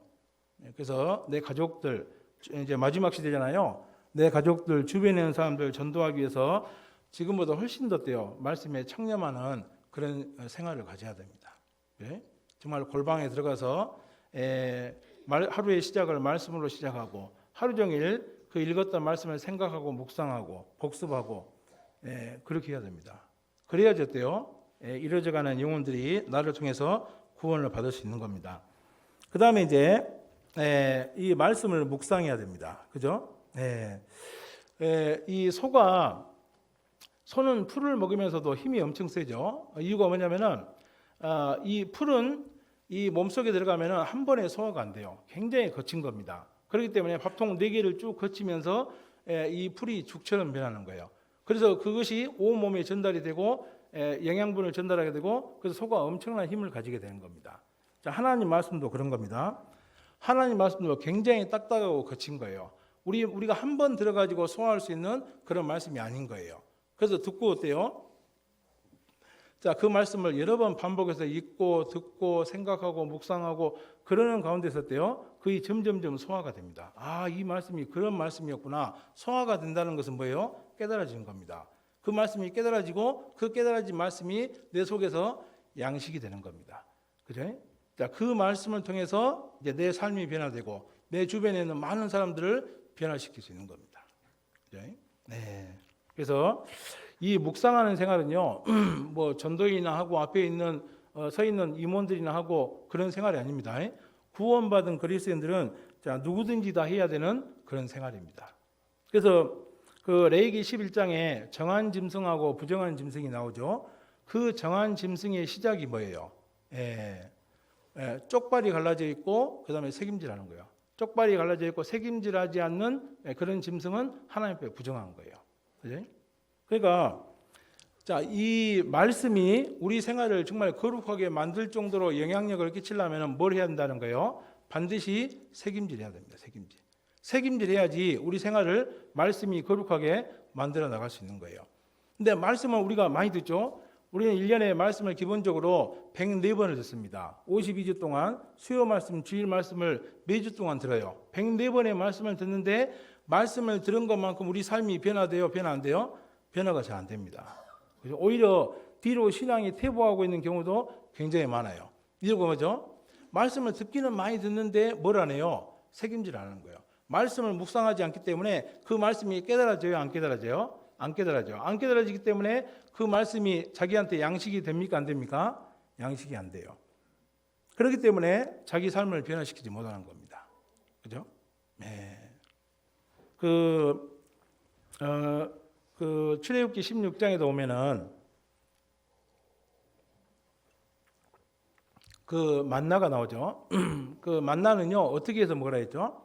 만나는 반드시 요리해서 먹어야 됩니다. 그죠? 찢고 빻고 이렇게 요리를 해가지고 먹을 때 훨씬 더 맛있는 만나를 먹을 수 있어요. 만나를 요리한다는 것은 뭐죠? 말씀을 묵상하는 겁니다. 네? 말씀을 자꾸 듣고 배우고 복습하고 생각하고 묵상하고 이런 것이 뭐죠? 말씀을 요리해서 먹는 겁니다. 그죠? 네. 그래서 반드시 열매를 맺기 위해서는요, 말씀을 묵상해야 되고, 그 다음에 자, 말씀을 듣고 배우고 묵상할 뿐만 아니고 이 묵상한 말씀을 반드시 행해야 돼요. 행해야지 그것이 양식이 되는 겁니다. 그죠? 그래서 요한계시록 1장 3절에 이 말씀을 읽는 자와 듣는 자, 그 다음에 그 가운데 있는 말씀을 다 지키는 자가 복이 있다고 그랬습니다. 말씀을 듣고 배우고 묵상하는 사람이 복이 있다는 것이 아니고 말씀을 듣고 그다음에 읽고 그다음에 묵상하고 그것을 지키는 사람이 복이 있다고 말씀하고 있습니다. 그래서 이 하나님 말씀은요, 자꾸 말씀을 듣고 배우고 묵상만 한다고 해가지고 깨달아지는 것이 아니고 그 듣고 묵상했던 말씀을 실제 생활 가운데 적용할 때 어때요? 그것이 진짜 양식이 됩니다. 그죠? 양식이 되고 그것이 내 삶이라든지 내 주변 모든 사람들에게 영향을 끼치는 겁니다. 그죠? 그래서 근데 만약에 이 말씀을 듣고 배우고 이런 것은 많이 하는데 말씀을 행하지 않아요. 그럼 그것이 지혜가 되는 것이 아니고 지식이 됩니다. 성경에 뭐라고 되어 있죠? 지식은 교만하게 하고 사랑은 덕을 세운다 했죠. 그러니까 말씀을 자꾸 듣고 배우고 묵상을 하는데 말씀을 행하지 않는 사람은 계속 막 지식만 쌓여가요. 그러니까 말씀이 어디로 나와요? 말씀이 자꾸 입으로 나옵니다. 입으로. 그죠? 누구 판단하고 정죄하고 무엇이 맞냐 틀리냐 맨날 이런 쪽으로 말씀이 나오는 거예요. 말하자면요. 그죠? 근데 말씀을 듣고 묵상하고 행하는 사람은 어때요? 손발로 나갑니다. 손발로. 말없이 어때요? 소가 묵묵히 주인을 위해서 일하듯이 어때요? 하나님의 집에서 말씀을 묵상하고 지키는 사람들 어때요? 그 말씀이 손발로 나가게 손발로요. 그죠? 그러니까 말씀을 이렇게 말씀에 창념하고 말씀을 잘 지켜나가는 사람들은 교회 안에서 말이 있어요, 없어요? 말이 거의 없습니다. 뭐가 맞냐, 뭐가 틀리냐, 누구는 어쩌냐 이런 판단하고 이런 정죄하는 말이 거의 없어요. 그냥 자기가 묵묵히 자기 위치에서 어때요? 자기가 마땅하게 해야 될 일들을 성실하게 하는 거예요, 말하자면요. 근데 이제 말씀을 듣기만 하고 행함이 없는 사람들은 이제 지식만 쌓여요. 이제 머리만 커져가지고 지식만 쌓이니까 자꾸 이것이 손발로 나가는 것이 아니고 입으로 나갑니다. 그죠? 그래서 이 말씀을 듣고 배우고 묵상할 뿐만 아니고 말씀을 행할 때 그것이 이제 우리 안에 양식이 되고 그 말씀이 이제 능력 있는 그런 말씀이 이제 되는 겁니다. 그죠? 그래서 그 요한복음 2장에도 오면은 그 가나의 혼인잔치가 있죠. 그 가나의 혼인잔치 때 이렇게 그 예수님께서 그 물을 아구까지 채우라 했잖아요. 그 물을 아구까지 채우니까 어때요? 그 다음에 나중에 이제 떠다 줄 때 뭘로 변해있죠? 포도주로 변해있죠. 그러니까 반드시 이 아구까지 채우는 그 순종이 있을 때, 하나님 말씀에 순종하는 삶이 있을 때 어때요? 그 물이 나중에 포도주로 변하게 됩니다. 그래? 우리가 주일날, 수요일날 말씀을 많이 듣고 배우는 것은 뭐예요? 물을 아구까지 채우는 겁니다. 그죠? 그 물을 아구까지 채우는 말씀이 언제 포도주로 변하게 되죠? 언제 능력 있는 말씀으로 변하게 되냐면은 그 말씀에 순종할 때, 그 말씀에 순종하고 그 말씀을 하나라도 적용하고 행할 때 어때요? 그것이 나중에 포도주로 변하는 겁니다. 그죠? 그래서 이제 그런 말씀을 통해서 이제 우리가 능력 있는 그런 신앙생활을 할 수 있는 겁니다. 다시 사도행전 2장 돌아가 보겠습니다. 42절.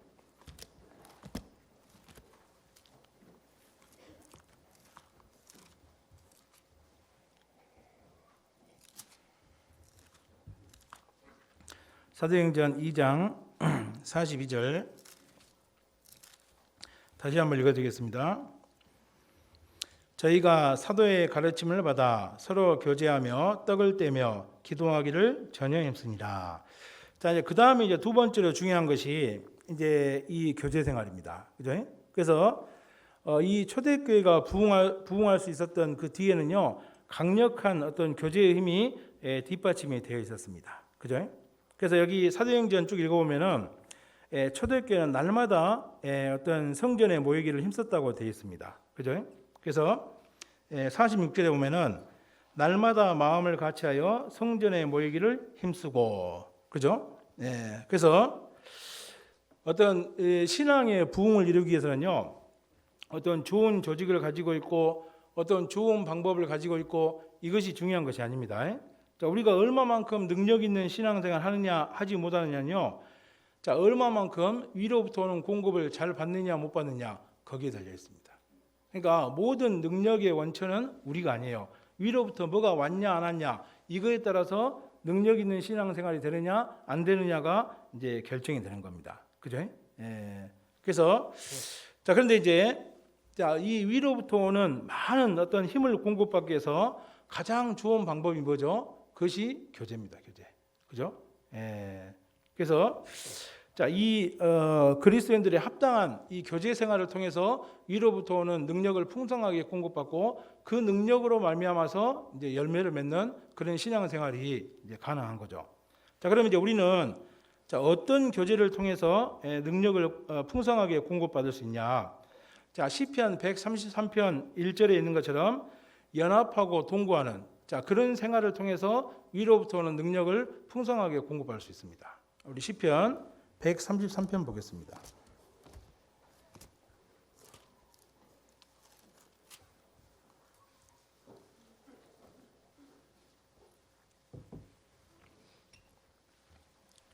시편 133편입니다. 시편 133편 1절부터요. 형제가 연합하여 동거함이 어찌 그리 선하고 아름다운고 머리에 있는 보배로운 기름이 수염 곧 아론의 수염에 흘러서 그 옷깃까지 내림 같고 헐몬의 이슬이 시온의 산들에 내림 같도다. 거기서 여호와께서 복을 명하셨나니 곧 영생이로다. 그래서 이 연합하고 동거하는 생활을 통해서 어때요? 여기 머리에 있는 보배로운 기름이 수염 곧 아론의 수염에 흘러서 그 옷깃까지 내린 것 같고, 그래서 연합하고 동거하는 생활을 통해서 성령의 기름 부음을 풍성하게 공급할 수 있는 겁니다. 그 다음 두 번째는 헐몬의 이슬이 시온의 산들에 내린 것 같도다. 자, 이 성경에서 이슬은요 대부분 다 은혜를 설명합니다. 그래? 그래서 이 연합하고 동거하는 생활 가운데서 하나님의 은혜가 풍성하게 임하게 되는 겁니다. 그래서 이 성령의 기름 부음과 은혜를 통해서 어때요? 풍성한 이 충만한 우리가 신앙생활을 할 수 있고 그걸 통해서 어때요? 이제 영생의 축복이 임하게 되는 겁니다. 그죠? 자, 그러면 이제 이 연합하고 동거하는 생활은 뭐냐? 연합하고 동거하는 생활을 한마디로 얘기하면요, 운명을 같이 하는 거예요. 그죠? 그래서 다른 사람이 정말 슬퍼할 때 함께 슬퍼하고 다른 사람들이 함께 기뻐할 때 기뻐하고, 그죠? 그 기쁨과 슬픔에 동참하는 그것이 뭐죠? 이 연합하고 동거하는 생활입니다. 다시 말하면은 한마디로 얘기하면은 동고동락하는 그런 생활입니다. 자, 그런 생활을 통해서 어때요? 위로부터 오는 성령의 기름 부음과 은혜를 풍성하게 공급을 받을 수 있는 겁니다. 그죠? 자, 어쩌다가 주일날 한번 교회 나오고 구역 모임에 한번 참석하고 이런 형식적인 그런 교제 생활을 통해서 성령의 기름 부음과 은혜가 있는 것이 아니고요. 연합하고 동거하고, 그죠? 운명을 같이 하고, 그 다음에 동고동락하는 그 사람 속에 성령의 기름 부음과 은혜가 있게 되고 그걸 통해서 풍성한 열매를 맺게 되는 겁니다. 그죠? 자, 그럼 이제 이 연합하고 동거하기 위해서 필요한 것이 뭐죠? 이 연합하고 동거하기 위해서는요, 첫 번째는 먼저 구원을 받아야 되죠. 자, 구원을 받고 한 성령을 받을 때 우리가 연합하고 동거하는 생활이 이제 가능해집니다. 두 번째는요, 믿는 것과 아는 것이 하나가 되어야 돼요. 그죠? 에베소서 4장 13절에 믿는 것과 아는 것이 하나가 되어, 그렇죠? 그래서 믿는 것과 아는 것이 하나가 된다는 것은 뭐죠? 교리입니다. 우리가 이게 확실하게 믿고 있는 그 교리가 같을 때 우리가 하나가 될 수 있는 겁니다. 그런데 우리가 서로 알고 믿는 것이 전혀 달라요. 그러면 두 사람도 하나가 될 수가 없는 겁니다. 그래? 그래서 우리가 연합하고 동거하는 생활을 우리가 잘 하기 위해서 첫 번째로 중요한 것이 뭐냐? 이 교리 공부를 정말 철저하게 해야 됩니다. 그죠?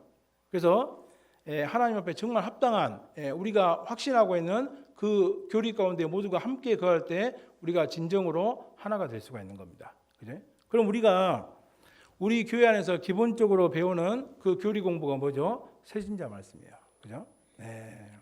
그래서 우리 교회에서 뼈대가 되는 아주 신앙의 어떤 줄기가 되고 뼈대가 되는 그런 교리가 새신자 말씀이기 때문에 모든 성도가 그 새신자 말씀을 마음판에 깊게 새기고 그 새신자 말씀으로 하나가 됐을 때 연합하고 동거하는 그런 생활을 할 수 있는 겁니다. 그죠? 그래서 우리 교회에서 이 연합하고 이 새신자 말씀을 중요하게 생각하는 이유가 뭐예요? 가장 큰 이유는 성도를 하나 되게 하기 위해서. 그죠? 그래서 이 교회가요, 어떤 하나님 말씀을 배우는 것을 게을리하고 특히 이 기본적인 뼈대가 되는 교리 말씀을 배우는 것을 게을리하는 교회들은 어때요? 반드시 분란이 일어납니다. 날마다 싸움이 일어나고 그 교회 가운데 분란이 일어나요. 왜냐하면은 우리는 어때요? 뭔가 알고 믿는 것에 따라서 행동하게 돼 있거든요. 그죠? 근데 이 사람이 알고 있는 이거하고 저 사람이 알고 믿는 이거하고 틀려요. 그러면 둘이 행동이 다르게 되어 있습니다. 그러면 이것이 부딪히게 돼 있어야 부딪히게 돼 있어야 안 돼 있어요? 반드시 부딪히게 되어 있습니다. 가령 교회에 대해서요. 이 사람은 교회를 이렇게 생각해요. 교회에 대해서 자주 모여서 함께 먹고 마시고 연합하고 동거해야 된다. 이 생각을 가지고 있는 사람이 있어요. 근데 이쪽 분은 교회 생활도 열심히 해야 되지만은 세상 생활은 더 열심히 해야 돼. 그래서 이쪽만큼 어때요? 어떤 교회에 자주 모이고 이렇게 하는 것들을 조금 싫어하는 분이 있어요. 그러면 이 두 사람이 하나가 되겠어요? 안 되겠어요? 안 되는 겁니다. 그죠? 그래서 어떤 우리 교회에서 중요하게 생각하는 뼈대가 되는 그런 교리 말씀을 정확하게 똑같이 이제 똑같은 믿음과 지식을 가지고 있을 때 그때 이제 하나가 되는 겁니다. 그죠? 그래서 여기 혹시 아직 그 새신자 말씀을 통과하지 않았거나 그 말씀을 한 번도 배워보신 적이 없다면은 빨리 등록하셔가지고 새신자 말씀을 통과해야 돼요. 그래야지 믿는 것과 아는 것이 하나가 돼가지고 이 모임 가운데 하나가 돼가지고 힘있게 복음을 전할 수 있는 겁니다. 그죠? 그래서 이 연합과 동거의 시작이 뭐예요? 믿는 것과 아는 것이 하나가 돼야 됩니다. 그죠? 그리고 세 번째는 이제 한 마음 한 뜻이 돼야 됩니다. 빌립보서 2장 2절에 마음을 같이하여 같은 사랑을 가지고 뜻을 합하며 한 마음을 품어. 그죠? 그리고 이제 에베소서 4장 2절 보겠습니다. 에베소서 4장 2절.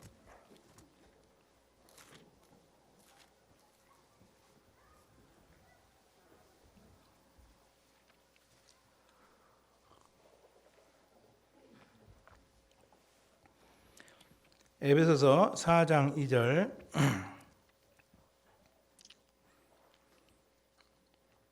모든 겸손과 온유로 하고 오래 참음으로 사랑 가운데서 서로 용납하고 평안에 매는 줄로 성령의 하나 되게 하신 것을 힘써 지키라. 그래서 자, 모든 겸손과 온유로 하고 그다음에 사랑 가운데서 오래 참고 서로가 서로를 용납할 때 연합하고 동거하는 생활이 가능해집니다. 자, 왜 자꾸 교회가 시끄러워지고 교회에 자꾸 분란이 생기죠? 그 안에 교만한 사람이 있는 거예요. 그죠? 교만한 사람이 있기 때문에 자꾸 교회에서 분란이 일어나고 교회가 하나됨이 깨지는 겁니다. 그리고 이제 자, 사랑 가운데서 오래 참고 용납해야 된다 했죠. 자, 왜 우리가 사랑 가운데서 오래 참고 용납해야 되죠? 우리 구원받은 그리스도인이 처음에 구원받을 때는 어때요? 아주 미끈미끈한 다듬어진 그런 돌이 아니에요. 전부 다 산돌입니다. 이게 삐뚤빠뚤하고 거칠고 전부 다 모난 그런 돌이에요. 그렇기 때문에 우리가 이 서로 사랑 가운데서 오래 참고 용납하는 생활이 없으면 어때요? 두 사람도 하나가 되기가 어렵습니다. 그죠? 그래서 이 믿는 것과 아는 것이 하나가 되는 것은 기본이고 그 위에다가 어때요? 모든 겸손과 온유로 하고 사랑 가운데서 오래 참고 서로가 서로를 용납할 때 어때요? 우리가 진정으로 하나가 될 수가 있는 겁니다. 그죠? 그다음에 이제 소망이 같아야 되죠. 그래서 소망이 같아야 된다는 것은 지향하는 것이 같아야 돼요.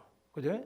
목적이 하나가 될 때 하나가 될 수 있죠. 그죠? 어떤 사람은 교회에 나오는 목적이 이거예요. 어떤 사람은 교회에 나오는 목적이 저거예요. 그러면 하나가 될 수 있겠어요? 안 되겠어요? 안 됩니다. 우리는 지금 뭘로 하나가 되어 있죠? 이 복음을 전하는 이 목적으로 우리가 하나가 되어 있는 거예요. 모든 사람이 이 복음을 전하는 이 목적으로 하나가 될 때 진정한 연합과 동거가 이루어지는 겁니다. 그죠? 그래서 어떤 교회가 가장 견고하게 하나가 돼 있고 사랑으로 뜨거운 교회가 되죠? 복음을 하나 될 때. 그죠? 복음을 계획하고 복음을 전하기 위해서 고난을 받고 복음을 전하기 위해서 물질을 투자하고 이런 것에 힘쓰는 교회가 하나가 되는 거예요. 그죠? 그다음에 이제 여섯 번째는요. 자, 헌신하는 사람을 통해서 하나가 됩니다. 그죠? 그 사도행전 2장 42절 아까 읽은데요. 저희가 사도의 가르침을 받아 서로 교제하며 떡을 떼며, 그렇죠? 떡을 떼며가 있잖아요. 자, 떡을 떼기 위해서는요, 누가 있어야 되죠? 그 모임을 위해서 떡을 떼기 위해서 희생하고 헌신한 사람이 분명히 있어야 되는 거예요. 그죠? 예. 자, 교제 가운데 이 떡을 떼며가 안 돼요. 그러면 교제가 잘 돼요, 안 돼요? 안 돼요. 말로는요, 날마다 모여가지고 사랑합니다, 막 사랑합니다. 뭐 요새 이거 있잖아요. 사랑합니다 이러고 있잖아요. 이런 거를 많이 해요. 사진 찍을 때 날마다 이래요. 근데 누가 치킨을 사는 사람이 없어요. 그죠? 말은 막 죽도록 사랑하는데 밥 한 끼 사는 사람도 없고 치킨 사는 사람도 없어요. 날마다 앉아가지고 그냥 물이나 한 잔씩 먹고 사랑합니다 이러고 끝나요. 그러면 그게 연합하고 통과하는 생활이 되겠어요, 안 되겠어요? 그런 모임이 안 갑니다. 그렇죠? 비록 가서 라면을 먹고 찬밥에 라면에다 찬밥 말아 먹고 자 이렇게 하더라도 뭔가 먹어야 돼요. 뭔가 떡을 떼고 먹어야 되고 여기 떡을 떼매가 그 성찬도 있고 애찬도 있어요. 이게 성찬할 때 떡을 떼는 그 떡도 되고 그다음 애찬은 뭐죠? 우리가 즐기기 위해서 형제자매 서로 즐기기 위해서 함께 먹는 그런 애찬이 포함이 된 겁니다. 왜 여기다 집어넣겠어요? 교제가 형성되고 형제자매들이 연합하고 동거하는 생활이 온전하게 이루어지기 위해서 중요한 것이 그겁니다. 떡을 떼는 게 굉장히 중요한 거예요. 그래서 모임도 봐보세요. 구역에 구역장님이 어떤 밥을 잘 사요. 구역장님이 모일 때마다 뭐라도 하나 주려고 애를 쓰고 풍성하게 다른 사람을 대접하려고 하는 그런 임원들이 앞장서 있는 그런 교구나 그런 구역들은 잘 돌아가요, 안 돌아가요? 돌아갑니다. 다른 데 어떤 모임이 있어도요. 열일 제껴놓고 어때요? 그 모임부터 가려고 그래요. 그죠? 근데 앞에 서 있는 사람들이 인색이에요. 가도 뭐 나오는 것도 없고 먹는 것도 없고 뭐든지 다 줄이고 이렇게 하면 어떻게 되죠? 예. 다른 데 모임이 없어도 모임 만들어갖고 그걸로 간다니까요. 그죠? 예. 그래서 이 떡을 떼매가 굉장히 중요한 겁니다. 이 초대교회 당시에는요, 그 이런 역할을 한 사람이 굉장히 중요했어요. 왜냐하면 그때는 핍박 시대예요. 그리고 굉장히 그 로마한테 수탈을 많이 당했기 때문에 성도들이 가난한 사람들이 너무나 많았어요. 재산이 없는 사람도 많았고, 그래서 오직하면은 사도들이 말씀과 기도하는 일을 제껴놓고 그 과부들을 구제하는 그런 일에 나섰겠어요. 그 정도로 힘든 시대였습니다. 그렇기 때문에 그 가운데서 누가 음식을 대접하고 다른 사람들을 영접하고 대접하고 또 그때 당시에는 이렇게 사역자들이 돌아다니잖아요. 그때는 여관이라든지 이런 게 별로 없잖아요. 그러니까는 자기 집에 이렇게 모시고 가가지고 자기 집에서 음식을 대접하고 자 이런 것들이 있어야지 어때요? 초대교회가 원활하게 말씀이 전해지고 돌아가는 거예요. 그러니까 개인적으로 어때요? 어떤 교회의 돈만 쓰는 게 아니고 우리는 맨날 공적인 돈만 써서 뭘 하려고 그러잖아요. 그래 협의해서 해보러 뭐 저거서 해자 뭐 이렇게 하잖아요. 초대교회는요 그것도 안 돼요. 그것도요. 돈 많은 사람도 있고 돈이 없는 사람도 있기 때문에 어때요? 천상 돈이 있는 사람들, 좀 뭔가 가지고 있는 사람들이 자기 것을 찢고 버리고 희생하는 그런 생활이 있어야지 어때요? 초대교회가 온전하게 돌아가는 겁니다. 그래서 실제로 초대교회는 어때요?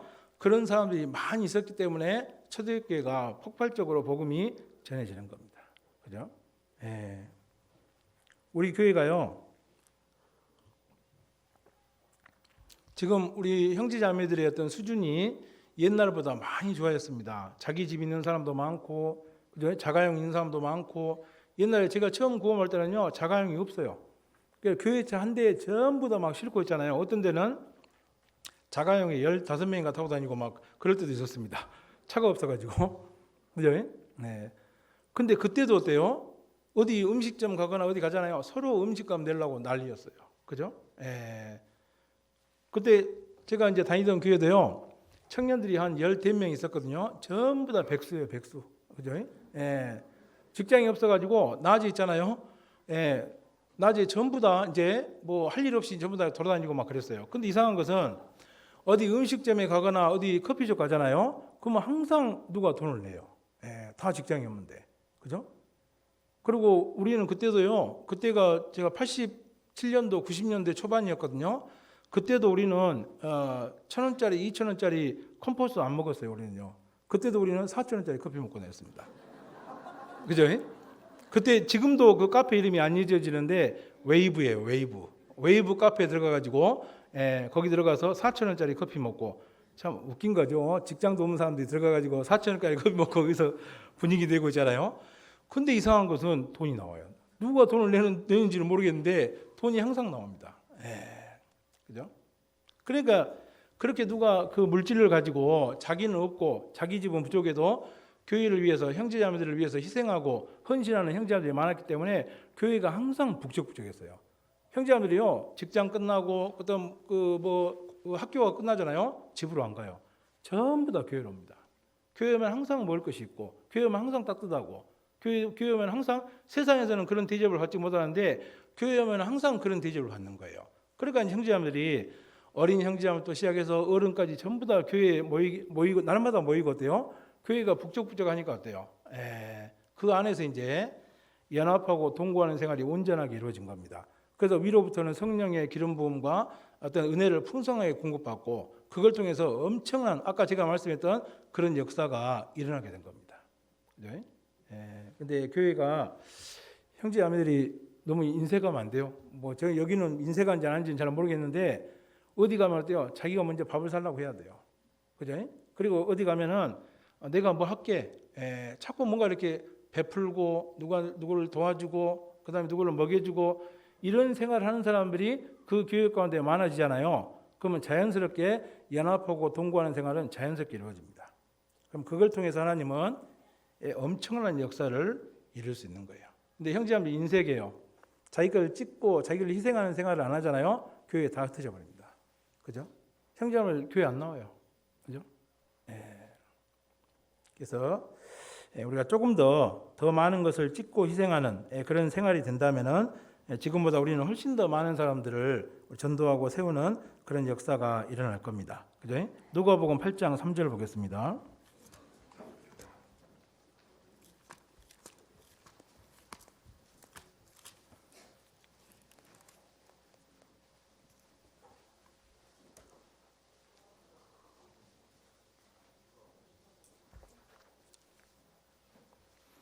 누가복음 8장 3절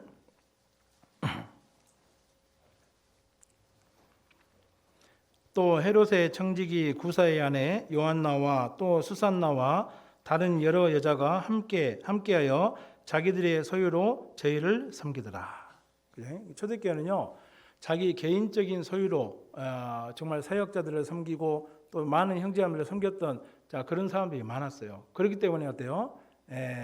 폭발적으로 그런 역사가 일어나게 된 겁니다. 그 다음에 이제 또 하나는 이 실제적으로 함께 자주 모이는 것을 연합이라고 할 수 있죠. 연합과 동거를 할 수 있죠. 연합하고 동거한다고 하는데 자주 모이지 않는 것은요 형식적인 연합입니다. 그죠? 그래서 아까 말씀했듯이 자주 만나서 음식도 나누고 마음도 나누고 그렇게 하는 것이 어때요? 진정한 연합이에요. 그죠? 이 세상 사람들도 연합 이렇게 서로 친하게 지내려면 뭘 해야 된다고 그러죠? 세 가지를 하면 친해진다고 그래요. 첫 번째 먼저 만나서 음식을 같이 먹으면 친해져요. 두 번째 같이 남자들은 어때요? 목욕을 같이 하면 친해집니다. 세 번째 잠을 자면 친해져요. 같이. 그죠? 어쨌든 어때요? 자주 만나고 함께 할 때 연합하고 동거하는 생활이 이루어지는 겁니다. 재미있는 예화가 있는데요. 어떤 다른 나라에 있는 사람이 어떤 외국의 어떤 멋진 여자를 이렇게 보게 됐어요. 그래서 이제 우연히 그 사람과 펜팔을 하게 됐어요. 펜팔을. 그래서 매일매일 이렇게 한 통씩 이렇게 편지를 써서 보냈어요. 그래서 편지 내용이 너무 서로 사랑이 왔다 오가고 내용이 너무 좋았어요. 편지 내용이. 근데 그 멀리 외국에 있던 그 여자분이 누구하고 결혼한 줄 아세요? 우체부하고 결혼했습니다. 우체부하고. 그죠? 편지는 여기 다른 나라에서요 죽으라고 이 사람이 썼는데 막 사랑합니다 좀 했는데 결혼은 누구하고 했냐면 우체부하고. 왜냐면 우체부가 날마다 좋은 소식을 가지고 오면서 막 어때 오늘 어땠어요 편지가 좀 막 이런 얘기하다 보니까 어때요? 자주 만나는 사람하고 어때요? 친해져 본 거예요 말하자면요. 그래서 이제 거기서 사랑이 싹 터가지고 어때요? 거기서 이제 결혼하게 되는 겁니다. 그죠? 마찬가지입니다. 교회도 어쩌든지 말로 사랑하는 사람들이 하나가 되는 게 아닙니다. 어쩌든지 자주 만나고 함께 음식을 나누고 함께 뭔가를 같이 하는 사람이 하나가 되는 거예요. 우리말에도 있잖아요. 먼 저 친척보다 어때요? 가까운 이웃이 훨씬 낫다 했잖아요. 그런 겁니다. 네? 오늘날 우리 구원받은 그리스도인들 속에서 연합하고 동거하는 생활이 안 되는 가장 큰 이유 중에 하나가 뭔지 아세요? 사람들이 모이는 걸 귀찮아해요. 모이는 것을 귀찮아하고 모이는 것을 자꾸 부담스럽게 생각하기 때문에 어때요? 연합하고 동거하는 생활이 안 되는 거예요. 그렇기 때문에 연합하고 동거하는 생활이 안 되니까 위로부터는 공급이 별로 없어요. 그러니까 형제자매들이 성령 충만한 생활이 가능해요, 불가능해요? 불가능한 겁니다. 그렇기 때문에 혼자 죄 가운데 빠져가지고 고민하고 혼자 자꾸 육신에 빠져서 고민하고 이런 사람들이 많은 거예요. 저희 예전에 처음에 제가 했던 거기는요, 죄 짓고 이런 사람이 별로 없었어요. 왜냐하면 그 안에서 사랑을 듬뿍 받고 그 다음에 성령의 기름 부음과 은혜를 충만하게 공급받았기 때문에 성령 충만한 거예요. 성령 충만한 사람이 죄 지어야 안 지어요? 웬만해서는 죄를 안 짓는 겁니다. 그죠? 네. 그래서 이 구원받은 그리스도인은요, 자주 모이는 게 굉장히 중요한 거예요. 근데 그것이 우리 교회가 예전만큼 그렇게 활발하게 복음이 전해지지 않는 가장 근본적인 이유가 뭐냐? 모임이 많이 없어요. 그죠? 옛날에는 뭐 모이자에서 모인 게 아니에요. 옛날에는요, 자기가 좋아서 온 거예요. 아무 일도 없는데 교회 와가지고 그냥 와서 교회에서 그냥 서성이고 청소라도 하고 교회에서 형제를 기다리고 그 교회를 사모하는, 하나님의 전을 사모하는 열심이 있었기 때문에 어때요? 그렇기 때문에 성령께서 크게 역사한 겁니다. 그죠? 네. 근데 뭐 갈수록 이제 뭐 구역 모임도 줄이고 어떤 모임도 그냥 뭔 핑계 댈 거 있으면 어때요? 다음에 하지, 그냥 이번에는 모이지 말고 그걸로 대체하고 맨날 이제 이런 식으로 나가고 있잖아요. 그러니까 형제자매들이 모여가지고 성령의 기름 부음과 은혜를 공급받는 시간이 적어졌어요, 많아졌어요? 옛날보다 훨씬 더 적어졌습니다. 그러니까 점점점 충만한 생활이 되는 것이 아니고 빈약하고 아주 능력 없는 그런 생활들이 돼가고 있는 거예요. 그러니까 역사가 일어나요, 안 일어나요? 안 일어납니다. 위로부터는 공급이 없는데 뭘 가지고 할 거예요? 우리 조직으로 할 겁니까? 아니면 우리의 지혜와 능력으로 할 겁니까? 말로 할 겁니까? 위로부터는 능력이 아니면은 한 사람도 변화 못 시켜요. 한 사람도 구원 못 시킵니다. 그래서 이 성령 충만의 최대의 적이 뭐냐? 개인주의입니다. 개인주의. 그죠? 그래서 자주 모여야 됩니다. 그 다음에 이제 또 하나 중요한 것이 자주 모이는 것도 중요한데 연합하고 동거하는 것도 중요한데 무엇을 위해서 연합하고 동거하는 더 중요합니다. 그래서 특별히 우리가 이 복음을 위해서 협력하고 연합하고 동거할 때 어때요? 우리는 아주 견고하게 하나가 되고 그걸 통해서 엄청나게 큰 역사를 이룰 수 있는 겁니다. 자주 모이기는 모이는데 맨날 세상 거예요.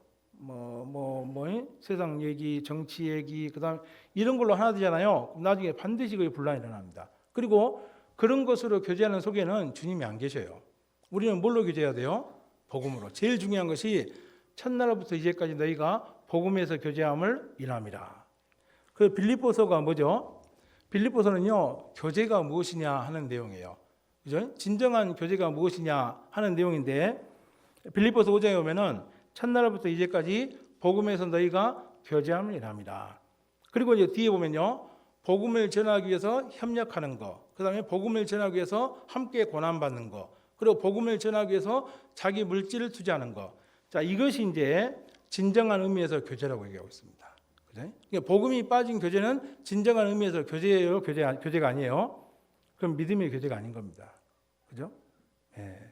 그래서 이제 또 복음으로 하나 된 그 모임을 통해서 이제 연합하고 동거하는 생활이 온전하게 이루어지는 겁니다.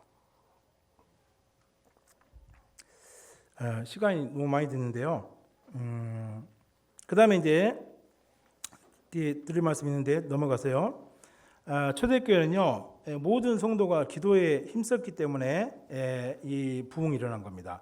우리가 영적 전투에 있어서 가장 중요한 무기가 기도 생활이죠. 그죠?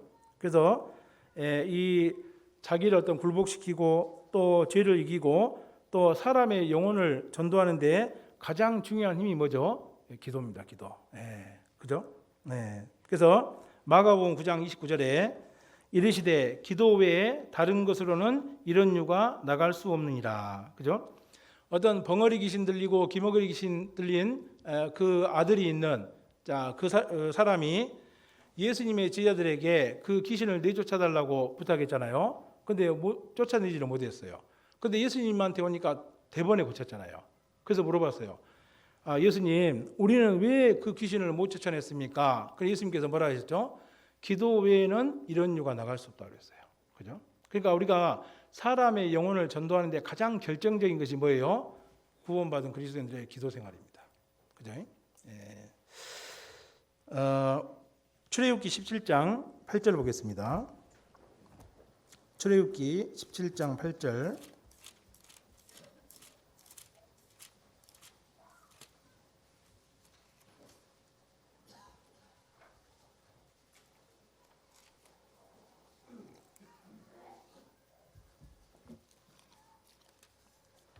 (8절부터요) 때에 아말렉이 이르러 이스라엘과 르비딤에서 싸우니라.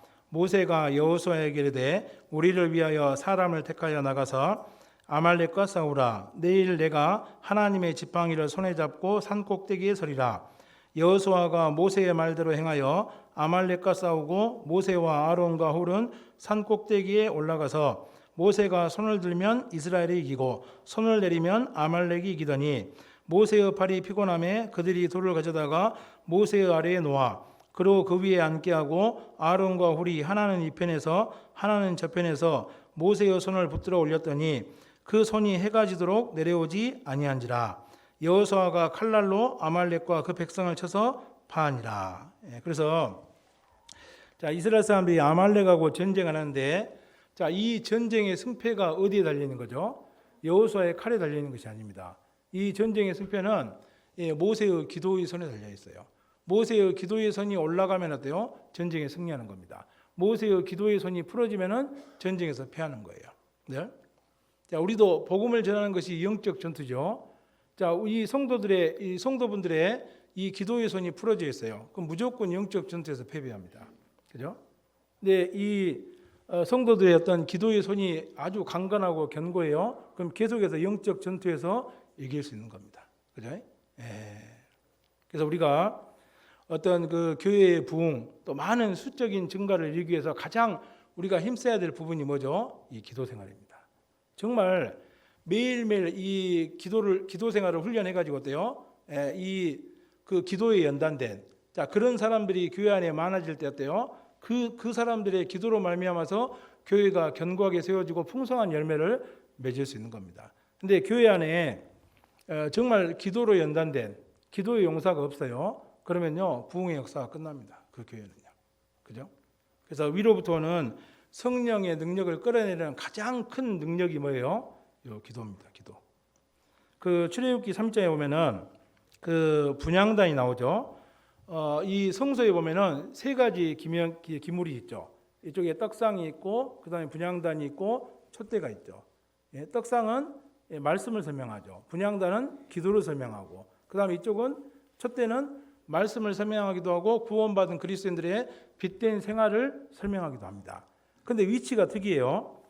이 분향단은요, 하나님의 임재가 임하는 지성소하고 가장 가까이 붙어 있어요. 이 향단이요. 이거 뭘 설명할까요?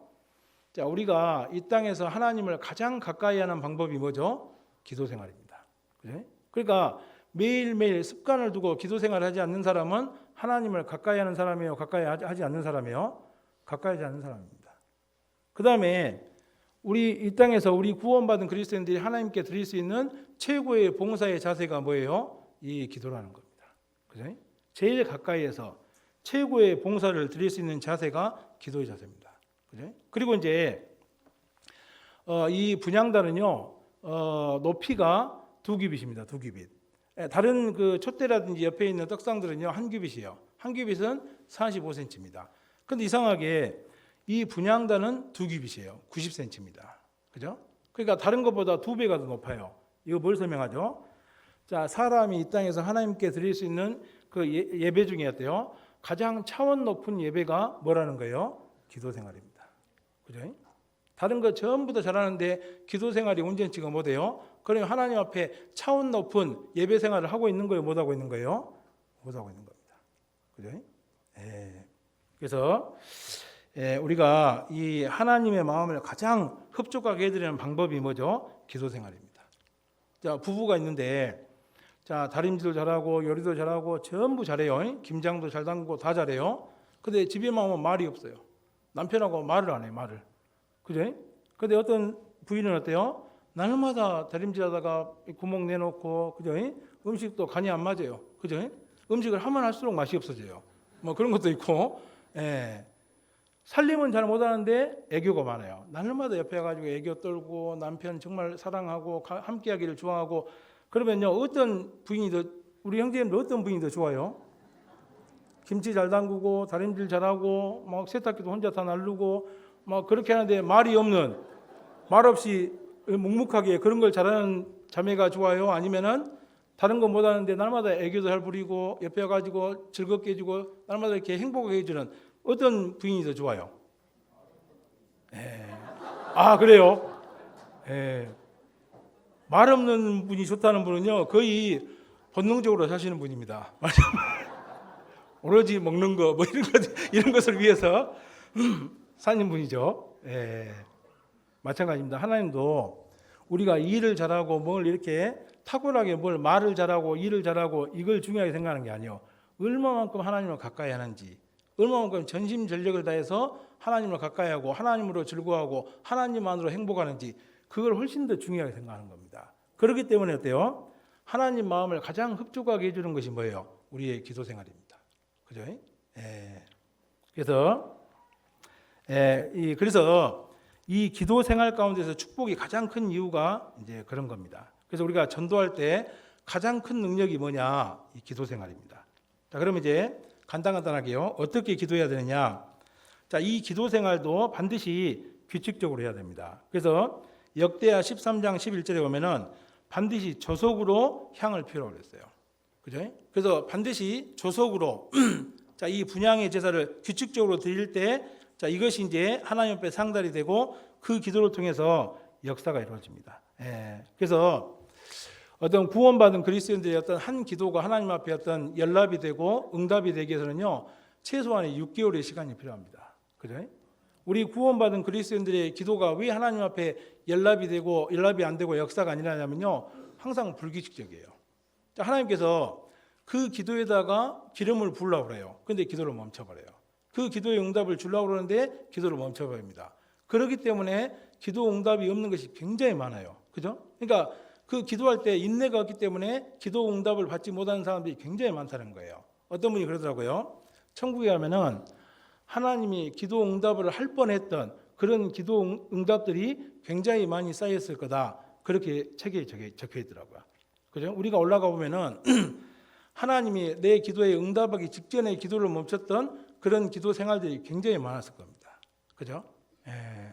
그래서 먼저 규칙적으로 해야 되고요. 그 다음에 정말 뜨거운 마음으로 해야 됩니다. 자, 이 향로 분향단의 이 불은요, 레위기 16장에 보면은 반드시 번제단에서 가져야 됩니다. 번제단에서.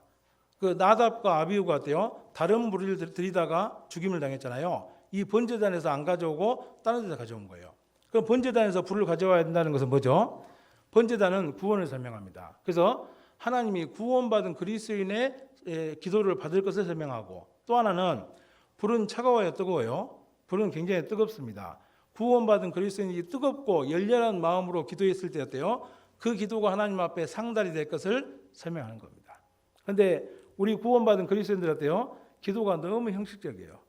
기도를 하자니 힘들고 안 하자니 좀 찜찜하고, 그러니까 어때요? 형식적으로 시간 때우듯이 숙제하듯이 그렇게 기도하는 사람들이 많기 때문에 어때요?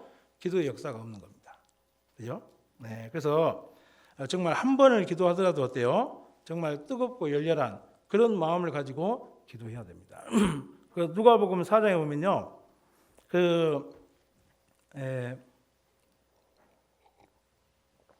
시간이 없어서 자 이제 그때 이스라엘에 많은 과부가 그 엘리야 선지자 엘리야 시대 때 이스라엘에 많은 과부가 있었을 때 그 중에 한 명도 도움을 받지 않고 오직 사렙다의 과부 한 사람뿐이었고, 그 다음에 그때 선지자 엘리사 시대 때 이스라엘에 많은 문둥이가 있었을 때 그 나하만 장군 외에는 그 엘리사의 도움을 받지 못했다고 성경에 나와 있잖아요. 그죠? 보세요. 자, 이스라엘 땅에 엘리야가 있고 엘리사가 있었어요. 근데 이스라엘에 있는 많은 과부들은 그 기근 가운데서 도움을 못 받았어요. 그 이스라엘 땅에 그 능력이 많은 엘리사가 있었음에도 불구하고 이스라엘에 있는 문둥병 환자들은 고침을 못 받았어요. 근데 오히려 이방 나라에 있는 사렙다 가부가 기근시에 도움을 받고, 그다음 이방 적국 아람 나라에 있는 나아만 장군이 도움을 받았어요. 이유가 뭘까요? 절실함입니다. 절실함. 그죠? 이스라엘에 살고 있는 과부나 문둥병 환자들은요, 그 아내가 엘리사와 엘리야가 있었음에도 불구하고 어때요? 그만큼 절실하지 않는 거예요. 그죠? 내가 어떤 대가를 치르고 내가 어떤 일을 할지라도 이 문둥병을 나아야겠다, 이 기근을 피해야겠다, 그런 절실함이 없는 거예요. 근데 이 사렙다 가부하고 나아만 어때요? 비록 이방 나라에 있지만 어때요? 하나님을 도움을 얻기 위해서 전심전력을 다한 사람들이에요. 그러니까 하나님이 어때요? 온 땅을 두루 살피다가 그런 마음이 있는 사람들을 만나니까 거기다가 능력을 베푸는 겁니다. 그죠? 예. 그래서 역대하 16장 9절에 하나님은 온 땅을 두루 감찰하사 전심으로 자기를 향하는 자에게 능력을 베푸시나니. 그죠? 그래서 우리가 한 번을 기도하더라도 어때요? 전심전력을 다해서 기도를 해야 됩니다.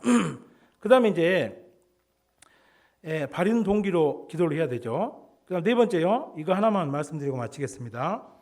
자, 합심 기도가 능력이 있습니다. 출애굽기 30장 보겠습니다. 출애굽기 30장 2절 보겠습니다. 출애굽기 30장 2절 1절부터요.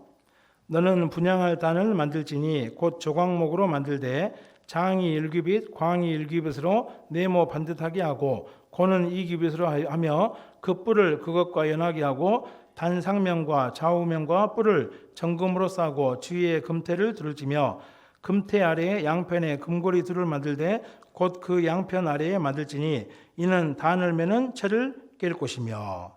그래서 이제 여기 보면은 그 분향단이 어떻게 생기냐면요, 이렇게 생겼습니다. 이렇게 네모나게 돼 있는데 가운데 향로가 있어요. 그런데 요 기퉁이에 네 기퉁이가 뭐가 있냐면 뿔이 있습니다. 뿔이 하나, 둘, 셋, 네 개가 있어요. 근데 요 뿔이 전부 다 테두리로 연결돼 있어요. 그죠? 이렇게 이제 만들어야겠는데 이거는 뭐냐면은 그 뿔은 능력을 설명합니다. 뿔은 권력이나 능력을 상징하죠. 그러니까 이 한 사람의 기도도 능력이 있지만은 이 뿔이 네 개가 연결이 됐을 때, 하나가 됐을 때는 훨씬 더 큰 능력이 있다는 것을 설명하는 겁니다. 뭘 설명하는 거죠? 합심 기도의 능력을 설명하는 거예요. 한 사람의 기도도 능력이 있지만은 많은 사람의 기도가 하나가 되면은 엄청난 능력이 나타날 것을 이 모형을 통해서 얘기하고 있는 겁니다. 그래서 이제 또 이제 이 합심 기도를 해야 됩니다. 그죠? 특별히 어떤 곳에 전도가 잘 안 되거나 또 어떤 쉽게 전도의 문이 안 열리잖아요. 그러면은 형제자매들이 정말 한 마음 한 뜻이 돼가지고 합심 기도를 해볼 필요도 있는 겁니다. 왜? 성경에 분명히 합심 기도의 능력이 엄청나다고 했으니까요. 그죠? 제가 그 어떤 책을 볼 때요, 유명한 위인들의 어떤 책을 보잖아요. 그럼 그분들이 공통적으로 중요하게 생각하는 것이 두 개예요. 첫 번째는 자기 경건의 시간입니다. 하루 시간 중에 많은 시간을 말씀을 연구하고 자기 개인적으로 기도하는 시간이요. 또 하나는 성도들과 함께 합심 기도 갖는 시간입니다. 이 두 가지를요 굉장히 중요하게 생각하더라고요. 그 두 가지로 말미암아서 그 교회의 영적인 부흥이 엄청나게 일어나게 된 겁니다. 그죠? 그 성경에서 합심 기도는 우리가 해도 되고 안 해도 되고 그런 것이 아니고 어때요? 반드시 해야 되는, 기도하는 사람은 누구든지 반드시 해야 되는 그런 기도 생활입니다. 저 같은 경우도 어떤 교구나 어떤 모임에 들어가잖아요. 그럼 반드시 어떤 중요한 집회가 있을 때는 한 달 가까이 합심 기도를 합니다. 지금은 이제 여러 가지 모이기가 힘들잖아요. 예전에는 거의 다 제가 모여서 기도했습니다. 근데 지금은 뭐 티제나 같은 거 있죠. 뭐 줌 같은 거 그런 것도 있잖아요. 그런 걸 이용해 가지고 한 달 전부터 한 달 내내 어때요? 밤에 9시 반에서 10시 사이에 어때요? 전부 다 들어갑니다. 들어가 가지고 함께 합심 기도를 해요. 합심 기도를 할 때하고 안 할 때하고 전도 집회 결과가 완전히 틀립니다. 그죠? 제가 예전에 그 시골 교회에 좀 있었는데요. 그 교회가 전도가 너무 안 돼요. 한 몇 년 가까이 많은 사람이 오고 갔는데 구원받고 남은 사람이 없어요. 그래서 안 되겠다 싶어가지고 이제 그 몇 명이서 이제 마음을 모았어요. 모아가지고 교회 가까이 있는 사람들이 한 6명이서요. 우리가 매일 새벽 6시에 모여가지고 한 곳에 모여가지고 우리가 100일 동안 교회를 위해서 기도하자. 그래가지고 6명이서 거의 100일 동안 날마다 모여가지고 새벽 6시에 기도했습니다. 나중에요. 이 전도 집회를 시작하고 이제 끝을 마쳤는데 처음으로 수년 만에 처음으로 확실하게 두 사람이 구원받고 교제에 안착을 하더라고요. 그리고 그분들이 지금 교회의 기둥이 돼 있어요. 그래서 저희들은 이제 알죠. 아, 정말 하나님께서 우리가 합심해서 한마음 한뜻으로 기도했던 그 기도를 들으셨구나. 그런 생각이 들더라고요. 제가 올해 마지막에 이제 제가 맡고 있는 교구에서요, 이 합심 기도를 좀 제대로 한번 해봤어요. 한 달 동안 거의 빠지지 않고 제대로 해봤거든요. 근데 그 집회가 끝나고 나서 도저히 그 교회에 나올 수 없는 사람이 교회에 나오더라니까요. 그래서 어떤 분이 이제 남편인데요. 아무튼 수년 동안 우리 교회를 반대하고 복음을 반대하던 분이에요. 제가 갈 때마다요, 한 2시간, 3시간을 변론하고 막 싸우고 막 그렇게 오던 분이었어요. 근데 갑자기 우리가 합심 기도를 딱 하고 났더니 그 다음 주에 교회에 나오겠다는 거예요. 그 전주까지도 가서 싸우고 막 그랬는데 갑자기 합심 기도가 끝나고 나서 우리 남편이 이번에 저 집회 때 참석한답니다. 참석했어요. 참석해가지고 아직 구원을 못 받았는데 온갖 모임에 다 다니고 있습니다. 그분이요. 그죠? 불과 한 달 전까지만 해도 그렇게 교회를 반대하고 핍박하고 그랬던 분이었는데 한 달 동안 합심 기도하고 났더니 그분이 지금은 구원을 못 받았는데 각종 모임에 다 다니고 있어요. 지금요. 그죠? 그래서 구원받은 그리스도인들이 한 사람의 기도도 능력이 있지만은 우리가 함께 힘을 모아가지고 함께 기도하잖아요. 그럼 엄청난 복음의 역사를 이룰 수 있는 겁니다. 오늘 너무 제가 길게 말씀드렸네요. 밤에 또 어저께 하루 전날 또 오고 그 다음에 말씀도 길게 전하고 다음에는 못 올 것 같습니다. 죄송합니다. 그래서 아무튼 이 초대교회가 부흥이 일어날 수 있었던 가장 큰 이유가 뭐죠? 이 4가지입니다. 그래서 우리 서북교회도 더 큰 역사가 일어나기 위해서 이 4가지를 더욱더 힘을 쓰시면 좋겠습니다. 기도하고 마치겠습니다. 천지 만물을 창조하시고 또 저희를 구원하신 주님 감사합니다. 오늘도 좋은 주일날 함께 모여서 하나님 귀한 말씀을 배울 수 있게 도와주신 것 감사드립니다. 하나님께서 가장 기뻐하시는 것이 영혼 전도입니다. 정말 한 이루어진 영혼을 찾았을 때 이루어지지 않은 99마리보다 훨씬 더 기뻐하신다고 말씀하셨습니다. 우리가 이 얼마 남지 않은 시대에 더욱더 주님의 마음을 기쁘시게 하기 위해서 더욱더 영혼을 전도하는 데 전심전력을 다할 수 있도록 주님께서 도와주시기를 기도드립니다. 초대교회 성도들이 정말 날마다 성전에 모여서 사도들의 가르침을 받고 떡을 떼며 또 교제하고 또 기도하기를 전혀 힘썼던 그런 생활처럼 우리도 그런 철저한 삶을 사는 가운데서 더 많은 영혼을 전도함으로써 주님을 더욱더 기쁘시게 할 수 있도록 도와주시기를 기도드립니다. 저희를 위해서 십자가에 들려 돌아가신 예수님 이름으로 기도드렸습니다. 아멘.